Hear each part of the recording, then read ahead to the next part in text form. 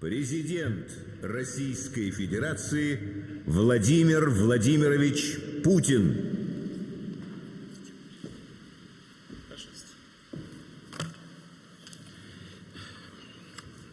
Добрый день, уважаемые коллеги.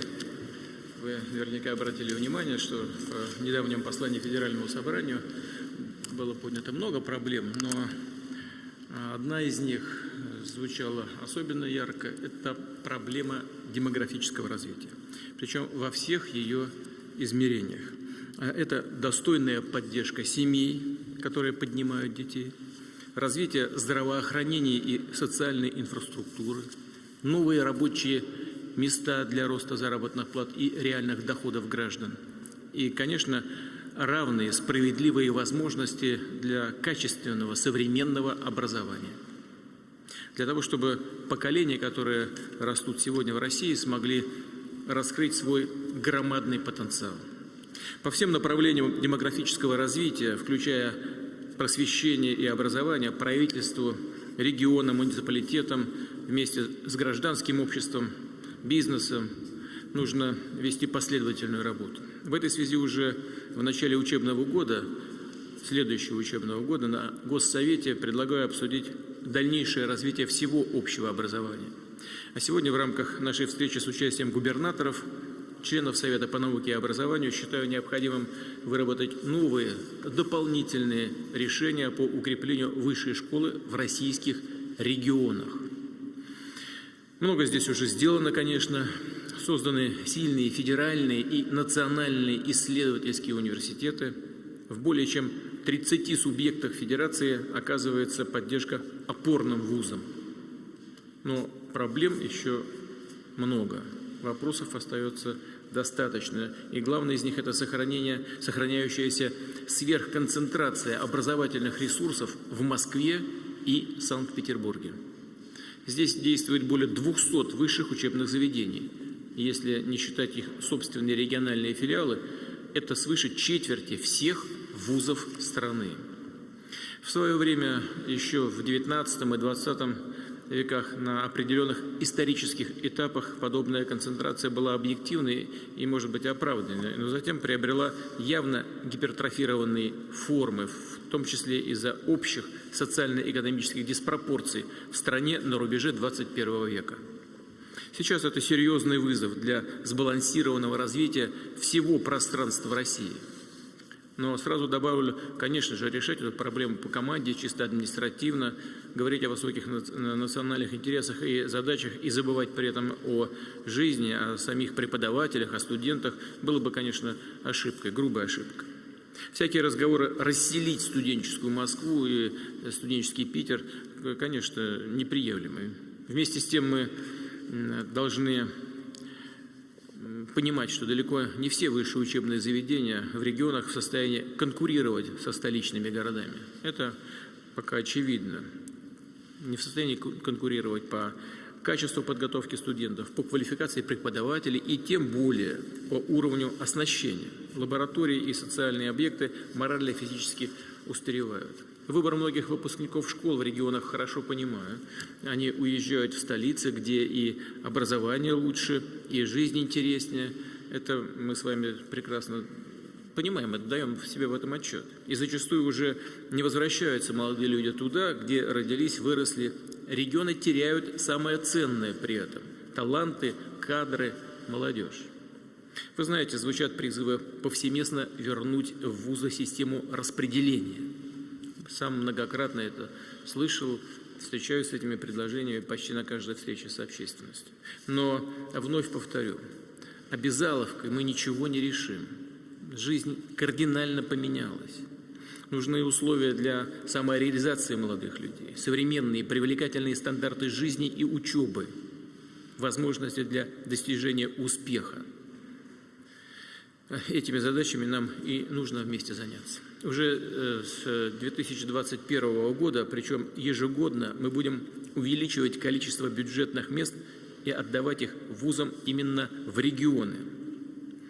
И прежде всего, конечно, в такие регионы, которые нуждаются в современных молодых перспективных кадрах.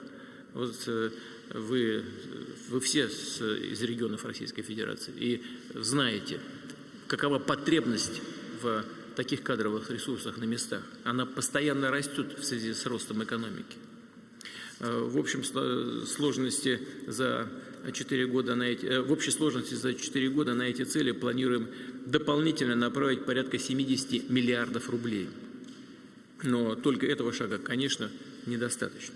Прошу правительство реализовать комплекс мер по модернизации всей системы высшего образования в регионах. Решению этой задачи следует подчинить профильные и другие нацпроекты. И, кстати, включая работу по развитию инфраструктуры, благоустройству городов, территорий, запуску новых производств и инвестиционных проектов. И, безусловно, нужно значительно повысить эффективность использования всех выделяемых ресурсов. Хотел бы повторить, даже с учетом всех отраслевых вложений, мы не изменим региональную высшую школу. Не выведем ее на новый уровень, если не добьемся реальных позитивных изменений в жизни на местах, в регионах. И прошу помнить об этом и правительство, и всех глав субъектов Федерации, руководителей муниципальных образований. Уважаемые коллеги, какие конкретные меры важно, на мой взгляд, реализовать как можно быстрее, но, безусловно, качественно и предельно ответственно? Первое.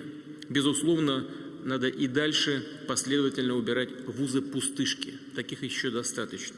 Однако задача шире и сложнее, чем избавиться от подобных контор. Нам важно консолидировать ресурсный потенциал учебных заведений и научных институтов. И там, где это обоснованно, ставить вопрос об их юридическом объединении. Вместе с тем, еще раз хочу подчеркнуть, речь идет не о чисто механическом слиянии. Нужно найти такие решения, которые повысят престиж, научный статус и доходы преподавателей и профессоров в регионах. Обеспечат значительный рост качества образования и исследований в вузах. А для этого необходимы совместные кафедры и лаборатории, сетевое взаимодействие научных и образовательных команд, передовая инфраструктура, включая центры коллективного пользования, научные установки, базы данных. Мы планируем отработать такие управленческие инструменты в рамках первых 5 научно-образовательных центров мирового уровня. И в прошлом году начато их формирование в Пермском крае, Белгородской, Кемеровской, Нижегородской и Тюменской областях. Сегодня здесь присутствует и министр науки и высшего образования Валерий Николаевич Фальков, в недавнем прошлом он ректор Тюменского университета. Рассчитываю, что он поделится и накопленным опытом и, конечно, использует его в своей новой работе. Второе. Сильная региональная высшая школа – это педагогические, медицинские, инженерные кадры, прорывные решения и разработки, целое созвездие инновационных компаний и стартапов, команд, реализующих общественные культурные инициативы. А передовая инфраструктура вузов – это настоящий мотор развития городской среды. И в этой связи предлагаю построить в регионах современные студенческие городки, во всяком случае начать эту работу с учебными аудиториями, спортивными сооружениями, технопарками, жильем для студентов, аспирантов и преподавателей. Уже в текущем году в целом на обновление материально-технической базы, капитальный ремонт вузов будет направлено 22 миллиарда рублей из федерального бюджета.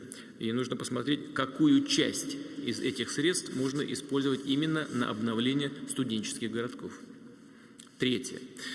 Повторю, нам необходимо создать конкурентную, привлекательную для молодежи и сильных преподавателей сеть региональных вузов и университетов. Государство обозначило и реализует такой приоритет, но нужно снять и все барьеры, которые мешают самим регионам, бизнесу участвовать в решении этой задачи. Причем не на словах, а на деле, на практике. Как обстоит дело сейчас, вы тоже знаете, вузы работают на регион, преподаватели и студенты живут там, проблемы образовательных учреждений губернаторам известны, а вот числятся они по другому ведомству, за федеральным ведомством, допустим, и получается, например, субъект федерации и может поддержать вуз, и хочет это сделать, но сразу же утыкается в бюджетное законодательство. Коллеги рискуют столкнуться с обвинениями в нецелевом использовании средств. Согласен с предложением предоставить регионам право при наличии ресурсов напрямую финансировать программы развития местных вузов и их инфраструктуры, независимо от ведомственной подчиненности.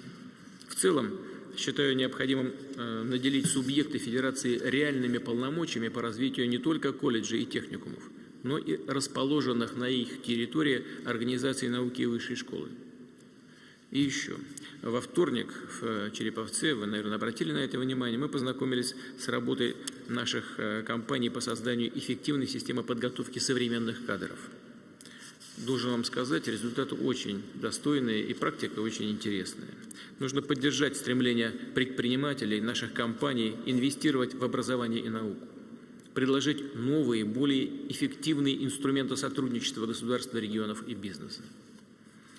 Уважаемые коллеги, вся отечественная высшая школа должна отвечать гигантской скорости технологических и общественных перемен.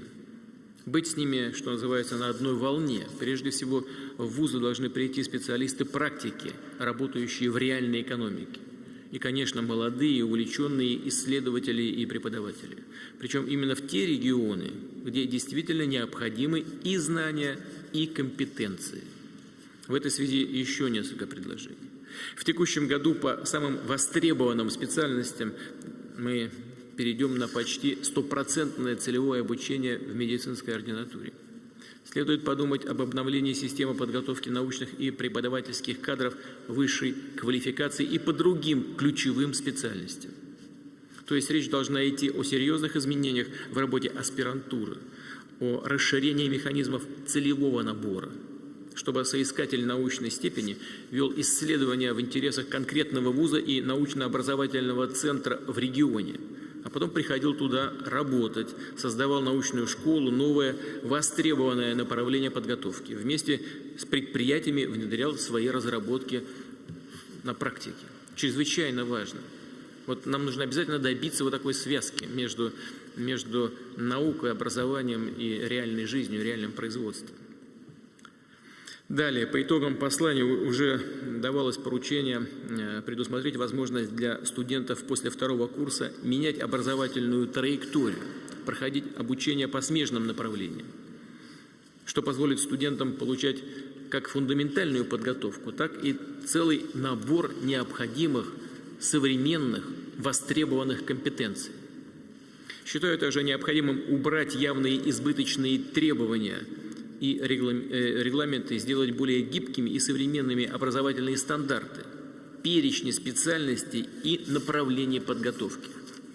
Надо разрешить вузам с учетом запросов студентов, потребностей регионов самостоятельно формировать профили обучения, в том числе в рамках коротких, так называемых коротких образовательных программ, чтобы студенты могли получать дополнительную квалификацию, например, навыки предпринимательской деятельности.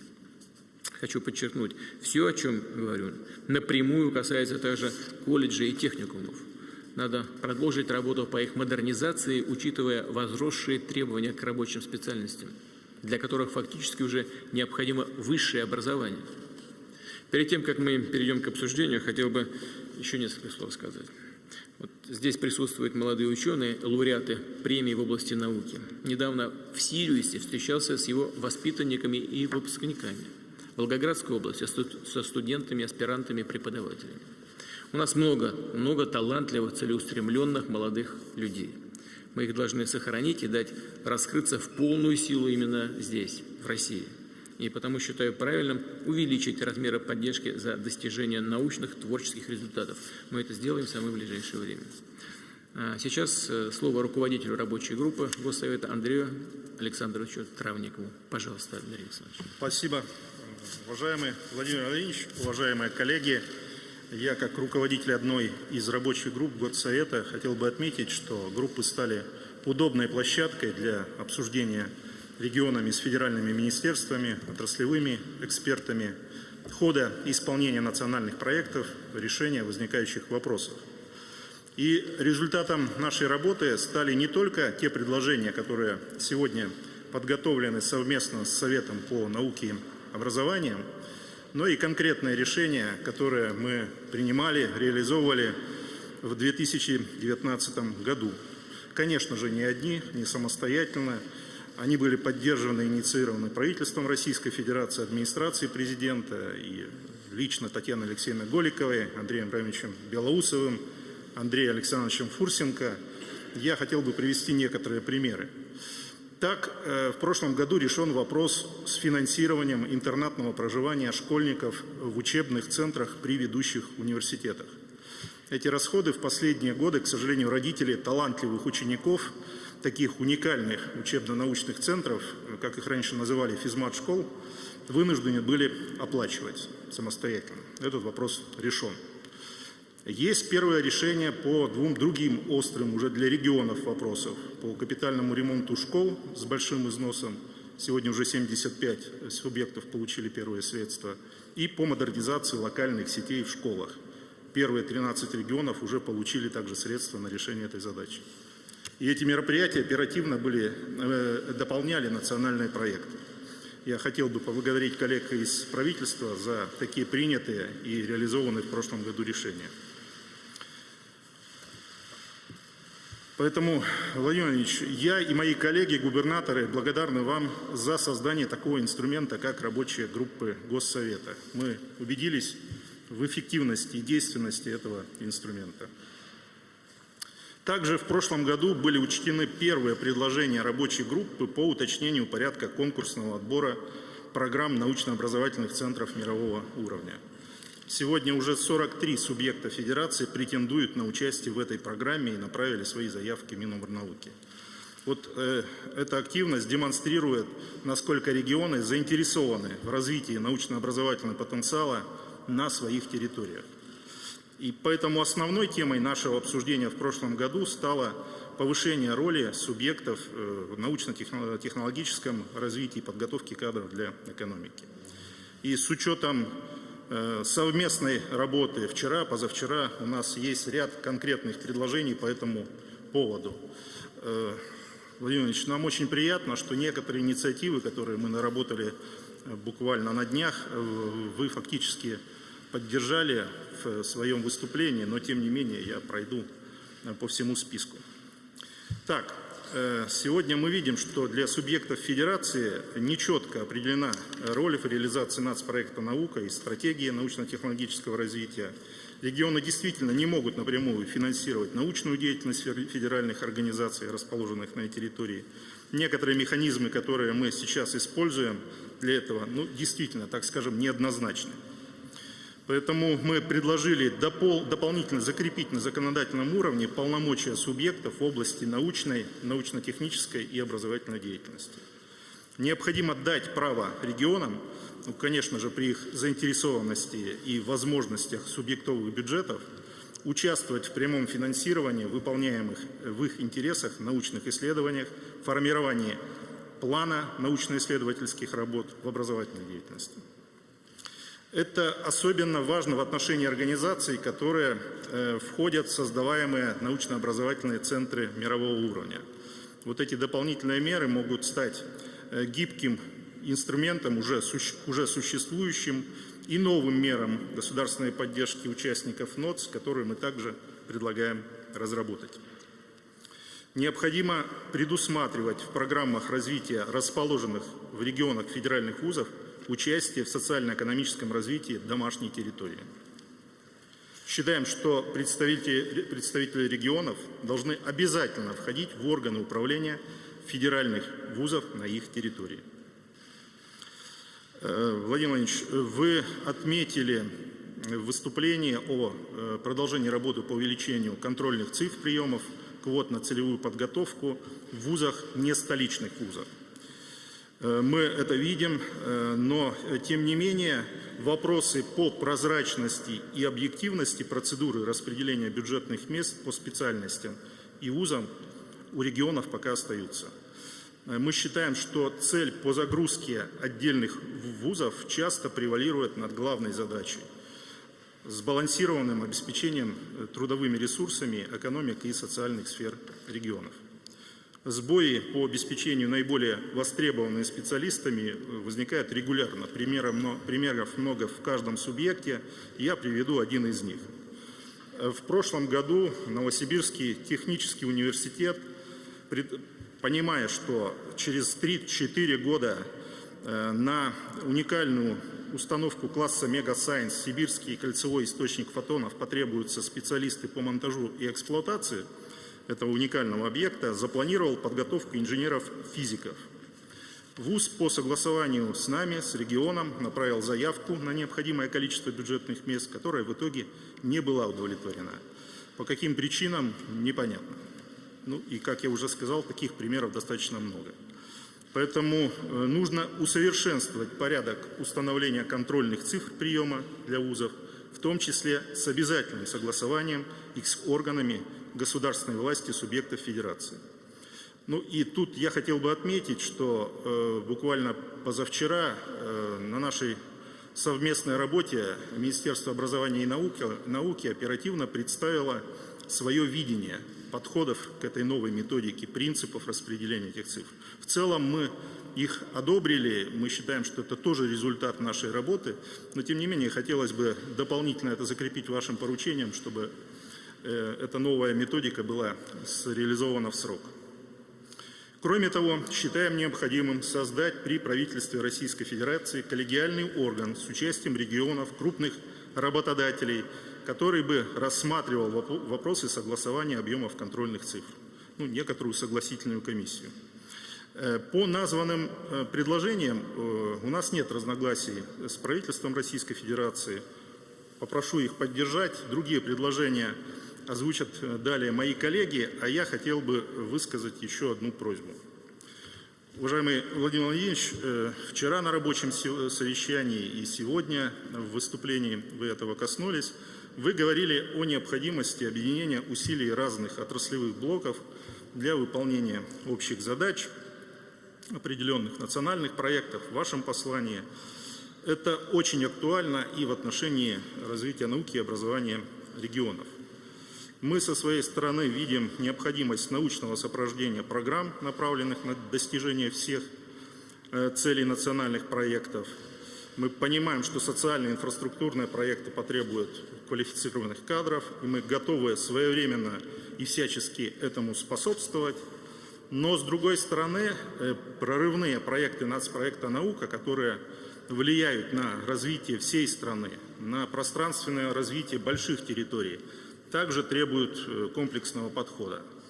Ну, для Новосибирской области, например, это программа развития Академгородка, и ее флагманский проект, самое крупное мероприятие нацпроекта «Наука», уже упомянутый мною синхротрон «Скиф». Для других регионов это научные центры мирового уровня, научно-образовательные центры мирового уровня. Такие проекты, кроме создания научной инфраструктуры, потребуют своевременного развития, реновации транспортной инфраструктуры, расширения социальной сферы, создания комфортных условий.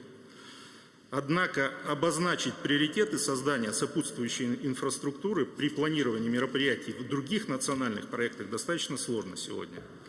У коллег в отраслевых министерствах свои целевые показатели, свои процедуры определения приоритетов, принятия финансовых решений. Нам удается добиться таких решений, но иногда приходится использовать все инструменты лоббирования для того, чтобы доказать, что это необходимо. Я считаю, что необходимо скоординировать мероприятия нацпроектов вокруг крупных научных прорывных проектов, и субъектам Российской Федерации, да и, возможно, Минобрнауки России нужна помощь отраслевых министерств при реализации общегосударственных проектов мирового масштаба, о чем я и прошу коллег с федеральных министерств. Мы со своей стороны, конечно, будем оказывать максимальное содействие. Мы, субъекты Российской Федерации, заинтересованы в реализации подобных проектов. Для нас это новые точки экономического роста, новые высокопроизводительные места и, как вы уже сказали, возможность закрепить и привлечь на нашей территории таланты, кадры, молодежь. Спасибо за внимание. Спасибо большое, Андрей Александрович. Так, Елена Владимировна, пожалуйста, Шмелева. Уважаемый Владимир Владимирович, коллеги, Чтобы выполнить поставленные задачи, система образования должна хорошо решать две основные задачи: готовить кадры для текущих и будущих вызовов экономики и обеспечить возможность каждому стать востребованным. Хотела бы остановиться на нескольких наиболее значимых для их выполнения моментах. Первое. Границы между уровнями образования сегодня практически стерлись. Это отмечают и сами школьники, и студенты, и работодатели. Тем не менее, эти уровни есть, и на каждом из них необходимы изменения. Сегодняшние студенты и даже школьники, не дожидаясь поступления в университеты, вполне способны участвовать в создании прорывных решений. Например, с нашими выпускниками это происходит, когда они после Сириуса, поддерживая взаимодействие с наставниками, доводят свои исследования до публикаций, статей в научных журналах, воплощают свои инженерные творения в жизнь. Но для того, чтобы такая возможность была у всех, на уровне школы необходимо кардинально пересмотреть связь основного и дополнительного образования. Последнее зачастую играет сегодня большую роль, чем традиционные уроки. На уровне профессионального образования необходима реальная возможность менять образовательную траекторию, получать дополнительную, как вы уже сказали в послании, смежную квалификацию. Для этого, конечно же, необходим обоснованный кадровый запрос. Он должен быть понятен и тем, кто учится, и тем, кто учит. Именно в соответствии с ним должны регулярно обновляться образовательные программы всех уровней, готовя студентов не к вчерашней, даже не к сегодняшней, а к завтрашней экономике. Поэтому все более востребованными становятся отдельные модули, которые позволяют получить дополнительную квалификацию параллельно с освоением базовых классических образовательных программ, обеспечивая междисциплинарность образования. Такие модули, конечно же, ни в коем случае не могут подменять фундаментальное образование в области математики, русского языка, естественных, социальных наук. Но мы считаем, что наши университеты должны стать дружелюбнее к студентам, давая возможность индивидуального обучения и выбора своей образовательной траектории, устанавливая разумный баланс между работой с педагогом и самостоятельным обучением, фундаментальным образованием и получением практических компетенций. Второе, что хотелось бы отметить. Россия добилась существенного прогресса в школьном образовании, причем не только в столичных городах, но и регионах. Это показывает и опыт Сириуса, и сети центров, работающих по нашей модели, кванториумов, сильных школ и центров дополнительного образования в регионах. Но чтобы мы увидели аналогичные успехи на уровне высшего образования, где сложность задач, требования к инфраструктуре значимо выше, России, с учетом ее размеров, нужно постоянно воспроизводить и масштабировать эффективные образовательные решения. Ни один сегодня, даже самый уникальный проект, не закроет кадровых потребностей всех регионов. Необходима целая сеть хороших университетов, научных центров, передовых экосистем региональных, соединенных и единством целей, и научных образовательных подходов, методиками, программами, преподавателями, тесно связанными с будущими работодателями и ориентированы на нужды регионов. Только на базе таких систем возможно обеспечить самореализацию каждого человека, независимо от места его жительства. И тогда вуз будет выбираться не из принципа, где я буду учиться, а из принципа, где я буду работать. Роль региона и работодателя в этом, еще раз подчеркну, становится ключевой. Это возможно только при увеличении доли междисциплинарных курсов, индивидуальных проектов, практического обучения в региональных вузах. И самое главное – в увеличении доверия к ним. Здесь есть две проблемы, вы их, Владимир Владимирович, отметили, и инфраструктура, и финансирование. Но еще серьезнее проблема – это кадры, сильные преподаватели и ученые, готовые там работать. Выход заключается, с одной стороны, в том, о чем сказали вы, Андрей Александрович, допустить практиков в вузы и расширить полномочия регионов. С другой стороны, обеспечить мобильность лучших научных и педагогических кадров внутри страны. Об этом я скажу чуть позже. Расширение автономии университетов, полномочий регионов – это всегда еще и большая ответственность для вузов за высокое качество подготовки кадров, для регионов за реальное участие в жизни вуза, в создании новой образовательной, научной, социальной инфраструктуры. В свою очередь, университеты совместно с регионами должны учитывать в программах своего развития планы социально-экономического развития регионов и совместно их выполнять. Фактически должны быть выстроены новые действенные инструменты совместной деятельности университетов, научных центров и работодателей для достижения региональных и национальных целей.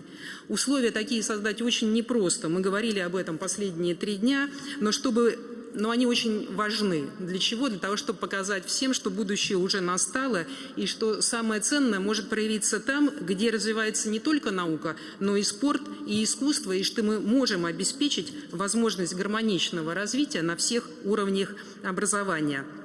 Важная часть этой работы – развитие социальных навыков молодых людей. В регионах необходимо создавать пространство для их взаимодействия, поддерживать их общественные инициативы. Только в этом случае у каждого действительно появляется возможность формировать будущее свое, региона, России. Одним из таких совместных инструментов развития могут быть создаваемые как раз в рамках нацпроекта «Наука» научно-образовательные центры мирового уровня, развитие установок «Мегасайенс» и та новая инфраструктура, о которой вы сейчас, Владимир Владимирович, сказали, которая будет развиваться вокруг них. Третье. Еще хочу раз вернуться к проблеме обеспеченности региональных вузов научными и педагогическими кадрами. Для их привлечения необходима новая программа академической мобильности из столицы в регионы, программа стажировок молодых исследователей и преподавателей в ведущих и зарубежных вузах страны и мира. Для того, чтобы наука и технологии стали ведущим мотивом, который удерживает и привлекает молодежь в регионы, в том числе и в региональные, образовательным организациям и нам всем вместе необходимо модернизировать институт аспирантуры. Молодых ученых сегодня очень часто демотивирует понимание крупных задач для науки в России. И, кстати, именно эту причину часто называют те, кто решил переехать на работу в зарубежную лабораторию. Стратегия научно-технологического развития России во многом на это ответила. А большими вызовами сегодня называется ведущий инженерный научно-технологический конкурс для всех школьников, финал которого ежегодно проходит в Сочи. Но аспирантура – это особый вид деятельности, соединяющий образование и научную работу, и она должна предполагать ответственность за результаты этой работы, обязательный выход на научные достижения и их представление обществу. Аспиранту для этого просто необходимо ежедневное взаимодействие с большой наукой. Главным результатом аспирантуры для аспиранта должна быть защита диссертации. Но тогда и дальнейшее право образовательной или научной организации готовить аспирантов зависит от доли состоявшихся защит. Эта возможность и только будет повышены требования к организациям, которые получают бюджетные места на подготовку аспирантов. Они действительно должны вести приоритетные исследования и разработки, обеспечивать трудоустройство аспирантов своих коллективов и достойное вознаграждение, включать их в проводимые исследования, давать приоритетный доступ к научному оборудованию и расходным материалам. Конечно, аспирантура – это не только подготовка исследователей, но и подготовка преподавателей высшей школы. Для закрепления молодых исследователей и преподавателей в вузах и научных организациях необходимо развивать инструмент целевого обучения в аспирантуре. И последнее. Считаю, что нам нужно модернизировать сложившуюся систему поддержки школьников, студентов, аспирантов, расширяя возможности их практической подготовки во время обучения для решения задач научно-технологического развития России. Нам нужно двигаться к единой системе, которая объединит все уровни образования для каждого молодого человека в доступную для него траекторию развития. На базе образовательного центра «Сириус», школы, университетов, партнеров, центров, работающих по его модели, научно-образовательных центров и инновационных центров, которые создаются в регионе. Взаимодействие со всеми партнерами мы можем создать единое окно для школьников и студентов, информируя их о доступных программах поддержки, как государственных, так и частных, помогая в дальнейшем обучении и профессиональном становлении, творческой реализации, существенно расширяя за счет партнеров формы такой поддержки, направленные на все регионы России. Спасибо, что вы отдельно об этом сказали. Мы считаем, что увеличить размеры выплат по стипендиям и грантам можно уже за счет систематизации существующей линейки грантов и сквозной линейки мер поддержки от школьника до исследователя. В то же время единый канал поддержки аспирантов и молодых ученых могут создать российские фонды поддержки научно-технической, инновационной деятельности. Сформулированные нами предложения помогут системно развивать индивидуализацию образования, основанную не на вытеснении существующих форм преподавания, а на создании новых способов обновления знаний, взаимодействия молодых людей с педагогами и друг с другом, независимо от региона жительства, в интересах всей России. Спасибо за внимание и возможность выступить. Спасибо большое. Благодарю вас. Протусевич Максим Яковлевич, лицей номер 239. Глубоко уважаемый Владимир Владимирович, глубоко уважаемые коллеги, несмотря на то, что проблемы средней школы вынесены за скобки, это правильно, потому что они очень большие, но тем не менее взгляд снизу со стороны директора школы на то, что происходит в высшем образовании и науке, смею надеяться, будет не безинтересным. Наше хорошее школьное образование, в том числе и прежде всего математическое, это историческое сложившееся наше конкурентное преимущество, которым нам надо умело воспользоваться в свете задач, поставленных стратегией научно-технологического развития России. Наличие в каком-либо регионе большого числа хорошо подготовленных выпускников школы позволяет наладить цепочку приращения человеческого капитала от школы через вуз к высокотехнологическому рабочему месту на производстве в сфере услуг или в науке. Например, наша школа инициировала создание 3 новых направлений подготовки в Санкт-Петербургском государственном университете, заточенных на наших выпускников. А теперь этот почин подхватили другие школы города, которые сотрудничают с СПбГУ. Другим примером является навигатор профессий, созданный в короткие сроки, позволяющий сконструировать траекторию развития до рабочего места, начиная с средней школы. При этом мы понимаем, что не стоит ограничивать образовательную среду школой, а стоит вовлекать в нее все ресурсы малой Родины, укрепляя тем самым духовную связь с ней и позволяя закрепить в дальнейшем высокомотивированных, высокообразованных людей в регионе. Я считаю, что образование сегодня – это целая экосистема, включающая в себя все ресурсы региона, как минимум. Тем не менее, как ни парадоксально, сегодня хорошо работающая школа в регионе может помогать оттоку будущих квалифицированных кадров из региона. Инструменты этого известны, я не буду их сейчас упоминать. И все это накладывается еще и на такую системную проблему, как уменьшение понимаемой ответственности ученика и его семьи за свои образовательные результаты. Я приведу только филологическое наблюдение. Если раньше говорили о социальной лестнице, то теперь говорят о социальном лифте. Разница в том, что по лестнице нужно взбираться самому, а лифт везет. Это такое наблюдение, показывающее существенное изменение именно мировоззрения в этом вопросе. Это создает угрожающую диспропорцию пространственного развития нашей страны, о которой вы сказали в своем вступительном слове. Я считаю, что избежать этой диспропорции возможно лишь при условии, что наряду с качественным школьным образованием в регионе будет наличествовать качественное высшее образование и перспективы трудоустройства выпускников на высокотехнологические места, а также будет наличествовать комфортная социальная и культурная инфраструктура. И с этой целью, как мне кажется, необходимы все-таки государственные меры, о чем вы тоже говорили и в своем послании, и в вступительном слове, направленные на повышение привлекательности и качества жизни в регионах. Часть из них, намеченная в послании, это повышение целевых квот на отдельные специальности и контрольных цифр приема в регионах. Часть не связана с образованием напрямую. Примером такой меры может быть дальневосточная ипотека. Но, полагаю, необходимо разработать целый комплекс таких мер для повышения привлекательности региональных вузов как для студентов, так и для преподавателей. Конечно, при условии повышения эффективности деятельности этих вузов в направлениях, определенных прежде всего стратегией научно-технологического развития.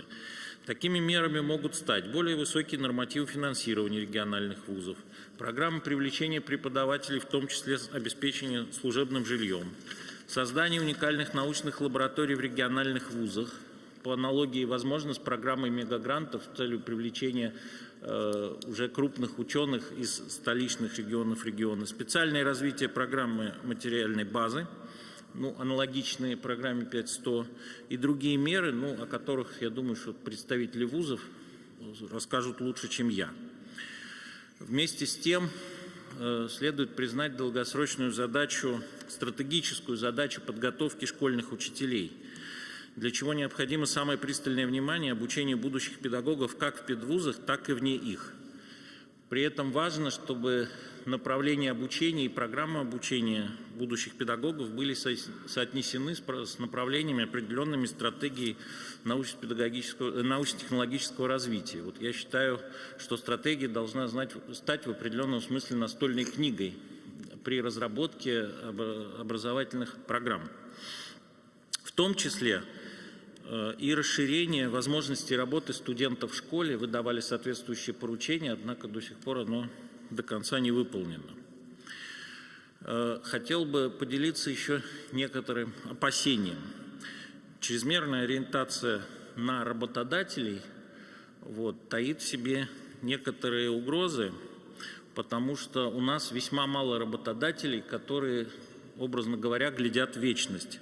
В основном горизонт планирования среднесрочный, и многие вещи, которые способны выстрелить через 20-30 лет, могут оказаться работодателю просто неинтересными. Здесь я приведу поучительный пример Майкла Фарадея, который открыл явление электромагнитной индукции. На нем основаны современные электродвигатели, электрогенераторы. Когда он показывал это министру финансов тогдашней Великобритании, тот спросил, а как это применяется в практике? На что Фарадей ответил, пока не знаю, но я уверен, что через некоторое время вы сможете обложить это налогом. Так и оказалось, но через 50 лет. И последнее, но важное. Почему-то в наших дискуссиях не очень звучит следующая тема. Высшее образование бывает разным. Это высшее образование, которое не обязательно для того, чтобы дальше заниматься профессиональной деятельностью в этом направлении. Например, можно быть писателем или журналистом, не закончив литературный институт или журналистский факультет. А бывает таким, без которого обойтись в профессиональной деятельности нельзя. Например, хирург или инженер по обслуживанию ядерных энергетических установок. Как мне кажется, подходы к различным видам этого самого высшего образования должны быть разными. И они должны быть разными, в том числе и по планированию, по определению нормативов, требованиям к выпускникам, возможности коммерциализации и так далее. Спасибо за внимание. Вам спасибо большое. Пожалуйста, Фортов Владимир Евгеньевич. Спасибо, Владимир Владимирович. Уважаемые коллеги, я бы хотел сказать несколько слов о цифровизации, точнее, о ее молодежном и региональном отделениях, то есть о теме нашего сегодняшнего собрания.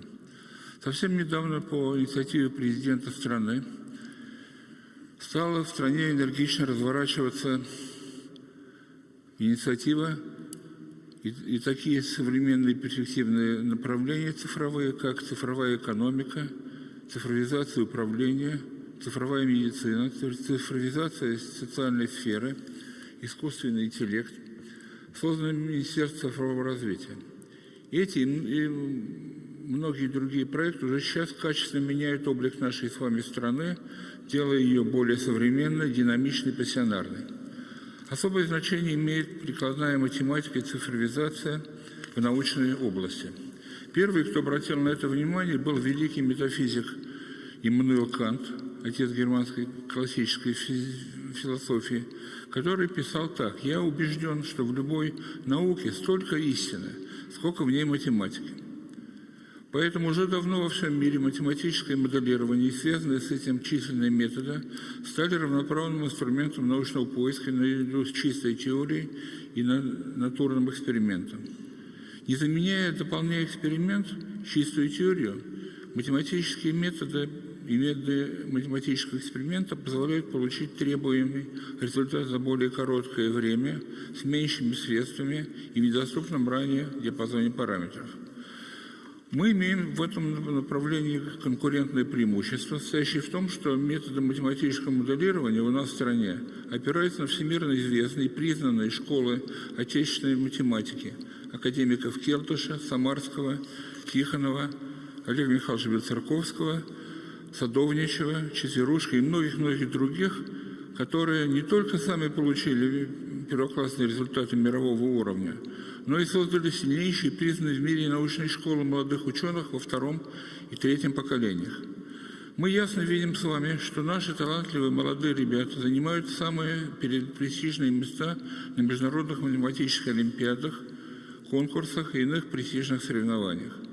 Но сегодня прорыв в области масштабного математического моделирования у нас в России сдерживается отсутствием доступных для ученых страны мощных ЭВМ петафлопного класса мощностей. Хотя в этой области совсем недавно произошел значимый прорыв, я имею в виду созданная в России в МГУ под руководством академика Садовничева при вашей поддержке серии супермашин ломоносов, благодаря которым наша страна вышла на достойное место в списке ТОП-100. Но математическое моделирование, о котором я сейчас говорю, развивается столь стремительно, что даже этих мощностей сегодня остро не хватает. Ученые страны вынуждены ждать очереди на многие недели и даже месяцы. Сегодня мы задыхаемся, коллеги, без современных и мощных ЭВМ петафлопного диапазона или экзоплопного даже диапазона мощностей. Этот мегапроект, будь он реализован, имел бы большое региональное значение, так как созданные супер-ЭВМ будут доступны ученым, преподавателям, аспирантам не только Москвы и Ленинграда, но и регионов. Дело тут в том, что современные электронные средства телекоммуникации позволяют связываться и работать на супер-ЭВМ из любой, даже самой отдаленной точки нашей большой с вами страны. Пользователь часто даже не знает, где и на какой конкретный ЭВМ считается его задача. Там есть диспетчеризация, которая автоматически выбирает сегодня незагруженную компьютер и туда поставляет ту задачу, которую необходимо считать по протоколу. И последнее, научной молодежи и преподавательской молодежи. Не так давно на встрече с молодежью, кажется, в Сириусе, вы, Владимир Владимирович, призывали молодых ученых быть пассионарными, амбициозными, ставить и решать самые амбициозные, трудные задачи. Проект по супер-ЭВМ, о котором я сейчас говорю, он по сути своей прорывной проект, так как дает возможность молодым аспирантам, ученым и преподавателям работать на самой передовой технике мирового класса, самым передовым математическим обеспечением, ставить и решать самые прорывные амбициозные задачи современной науки и техники. И в заключение об амбициях. Художник-сюрреалист Сальвадор Дали писал в своей автобиографии, что без амбиций он не мог бы достигнуть тех выдающих результатов, которые он достиг. И он говорил так: в 3 года я хотел быть садовником, в 5 лет Наполеоном, а дальше мои амбиции только росли. Давайте дадим нашим молодым талантливым ребятам проявить свои амбиции и получать великолепные результаты. Это относится, конечно, в большой степени и в большей степени к регионам, а не только к столицам. Спасибо. Спасибо большое. Александр Ильич, пожалуйста. Спасибо. Уважаемый Владимир Ильич, уважаемые коллеги, прежде всего хотел сказать слова благодарности администрации президента за создание такой коммуникационной площадки, на которой очень удобно обсуждать вопросы глав регионов и членов правительства. Владимир Ильич, хотел доложить вам, что работа проходит в деловой товарищеской обстановке, и благодаря этой площадке мы сумели достигнуть в большинстве вопросов согласия, что очень положительно, наверное, будет для развития и регионов, и нашей страны. Спасибо большое. По итогам деятельности рабочей группы Госсовета был сформулирован ряд конкретных предложений.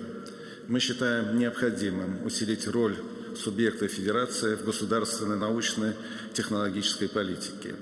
Полный перечень наших рекомендаций представлен в соответствующем разделе доклада.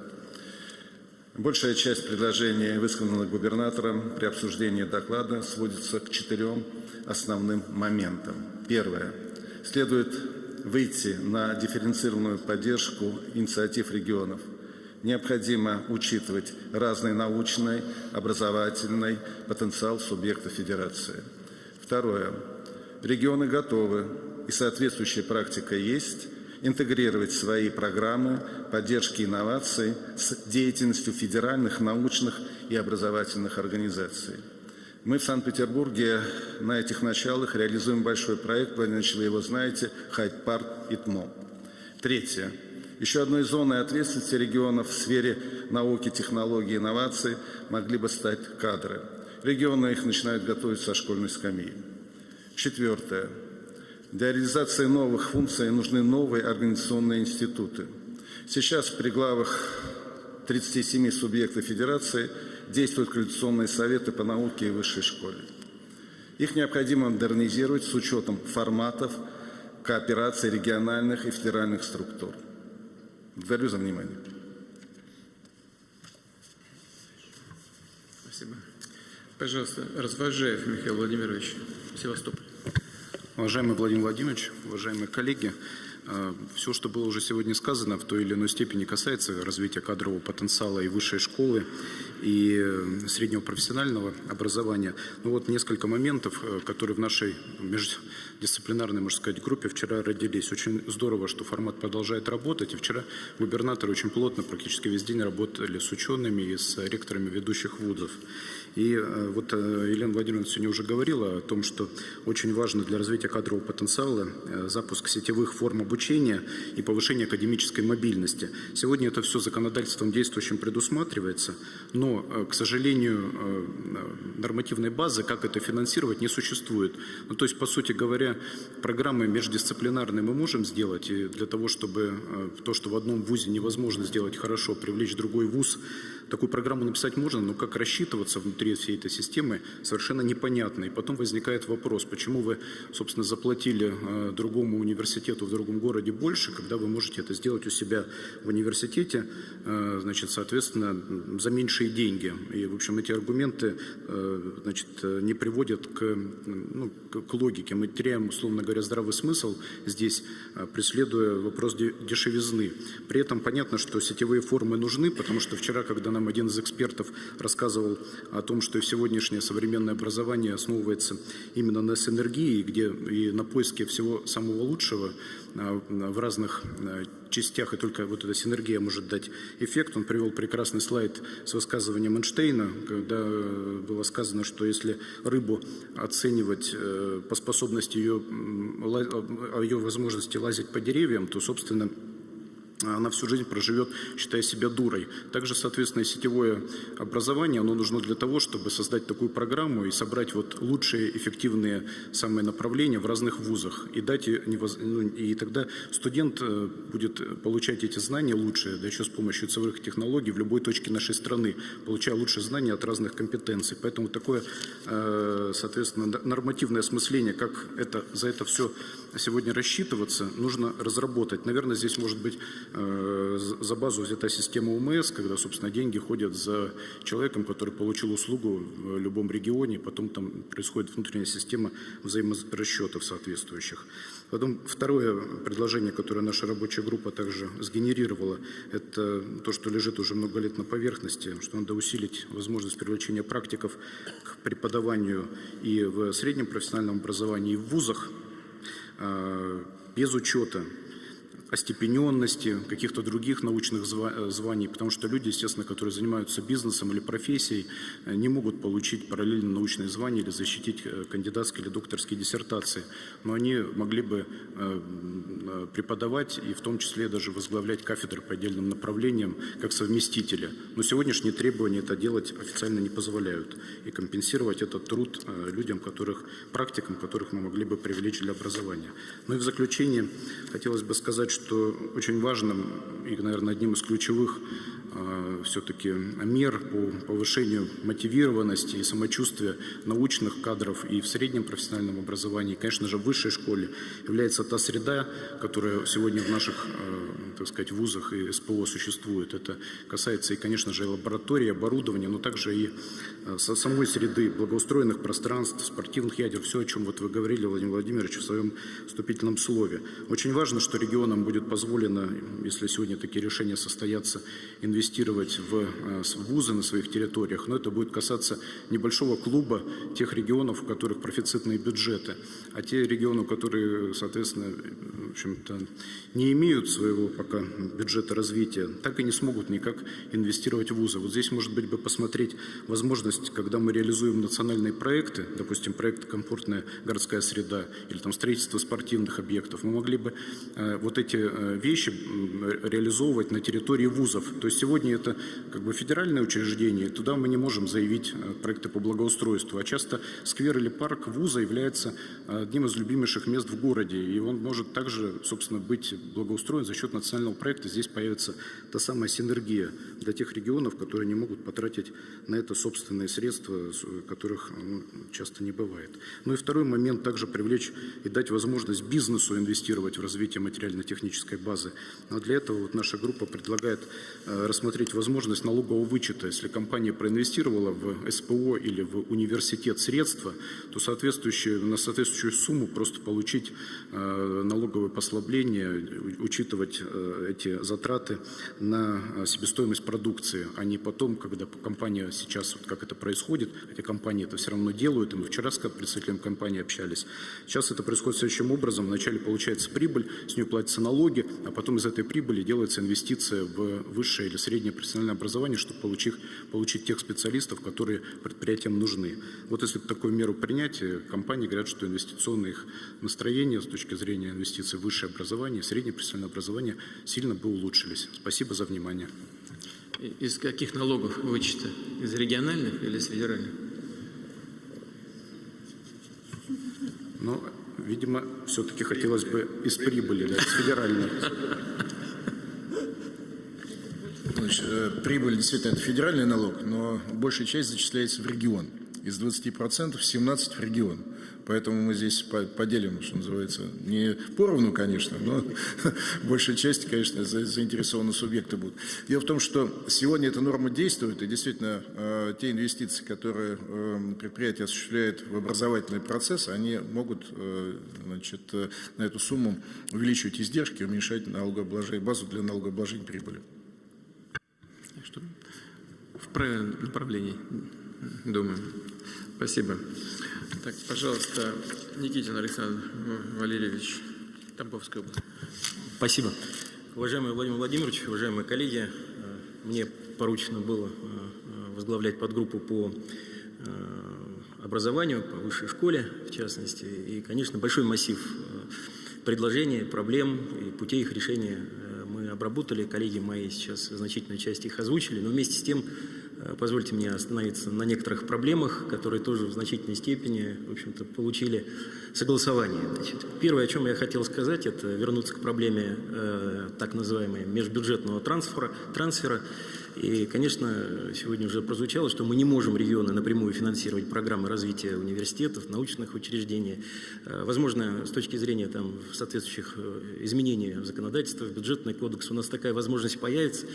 Ну, опять, в первую очередь, наверное, у тех регионов, у которых высокая бюджетная обеспеченность. Но вот сейчас такое весьма практическое предложение, которое касается непосредственно участия наших университетов в регионах расположенных, вузов, федеральных конкурсах и грантах, по результатам которых наши вузы стали победителями. Вот в тех конкурсах, где требуется софинансирование, а мы зачастую пишем грантийные письма, когда наши учреждения подают заявки в Министерство науки и образования, вот после объявления их победителями, конечно, большая просьба, мы это озвучивали, просьбу в течение 2 дней предшествующих освободить нас от этих конкурсных процедур. В случае, если, еще раз говорю, вуз стал победителем в рамках федерального конкурса и обладателем соответствующего гранта. Это очень короткое с точки зрения решения, но будет весьма полезно и даст, конечно, незамедлительные эффекты свои. Вторая тема касается продолжения процесса интеграции вузов и научных организаций. И здесь я хотел бы привести один пример. 10 лет назад, будучи ректором Федерального государственного образовательного учреждения, Аграрного университета в Тамбовской области, в единственном аграрном наукограде, я обратился не только в непосредственно Федеральное министерство, которое являлось учредителем, то есть Минсельхоз России, но и обратился в профильное министерство, тоже Министерство науки и образования, по поводу поддержки объединения 2 вузов, 2 университетов, расположенных расположенных в аграрном Наукограде. Одновременно с этим проходил процесс передачи учреждений среднего профессионального образования на региональный уровень. И вот я хочу сказать, на тот момент Андрей Александрович Фурсенко, в первую очередь, поскольку одно из учебных заведений было напрямую подведомственно Минобразованию и науке, эту идею поддержал. Что на выходе получили? В первую очередь поддержали идею Владимир Владимирович, вы соответствующее распоряжение издали. Мы, во-первых, сохранили колледжи, укрепили материально-техническую базу, обеспечили непрерывность образования, создали ту самую линейку, о которой много говорим, школа, колледж, вуз. И этот опыт весьма известен и позитивную оценку в Министерстве образования и науки имеет. Вот. Ну а самое главное, дали возможность укрепить материально-техническую базу, лабораторную, исследовательскую инфраструктуру. Но здесь есть одно «но», которое я хотел сказать. Несомненно, это актуально не только для инновационных, территориальных образований. Эта проблема весьма актуальна сегодня для крупных агломераций. И мы это тоже в течение двухдневного семинара обсуждали. Но, по всей видимости, все-таки подходить к этому нужно весьма осторожно, исходя из тех предпосылок, наличия предпосылок для такого объединения. Одним словом, такое объединение всегда должно быть с философской точки зрения осознанной необходимостью всех участников этих интеграционных процессов. Вот. Ну и, естественно, здесь административного нажима никакого не может быть.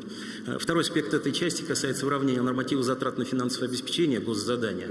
Мы сегодня хорошо знаем, и в первую очередь эксперты, которые работали с нашей подгруппой, говорили, что удельные затраты на подготовку одного специалиста в рамках разных вузов, там, по разным отраслевым, в том числе вузам или вузам подведомственным Миннауки, они очень сильно разнятся. Зачастую в 4 раза удельные эти затраты отличаются. Поэтому вот с точки зрения того, что вы сказали, Владимир Владимирович, в своем выступлении, создание равных возможностей, это, конечно, очень важно. Мы получили обнадеживающий сигнал, что, наверное, в течение там какой-то короткой перспективы мы увидим это выравнивание, и отраслевые вузы сравняются в подушевом финансировании.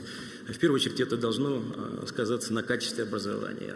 Это целевая, как говорится, задача в рамках этой проблемы. Третья часть – это то, что у нас сегодня, мы это все констатируем, конечно, циклы смены федеральных государственных образовательных стандартов не совпадают с циклами смены технологий. И вот этот разрыв, он достаточно большой, несмотря на то, что и работодатели участвуют в разработке в ГОСах, но вместе с тем, еще раз говорю, общая задача наша должна свестись к тому, чтобы минимизировать это время от разработки профстандарта до разработки федерального государственного образовательного стандарта и конкретной образовательной программы. Здесь также вот ваша инициатива, которая прозвучала, касается большей свободы в плане выбора профилей по направлениям подготовки. Это активно поддерживалось, и мы понимаем, что с разработкой классификатора укрупненной группы направлений и специальностей, конечно, эту проблему можно решить.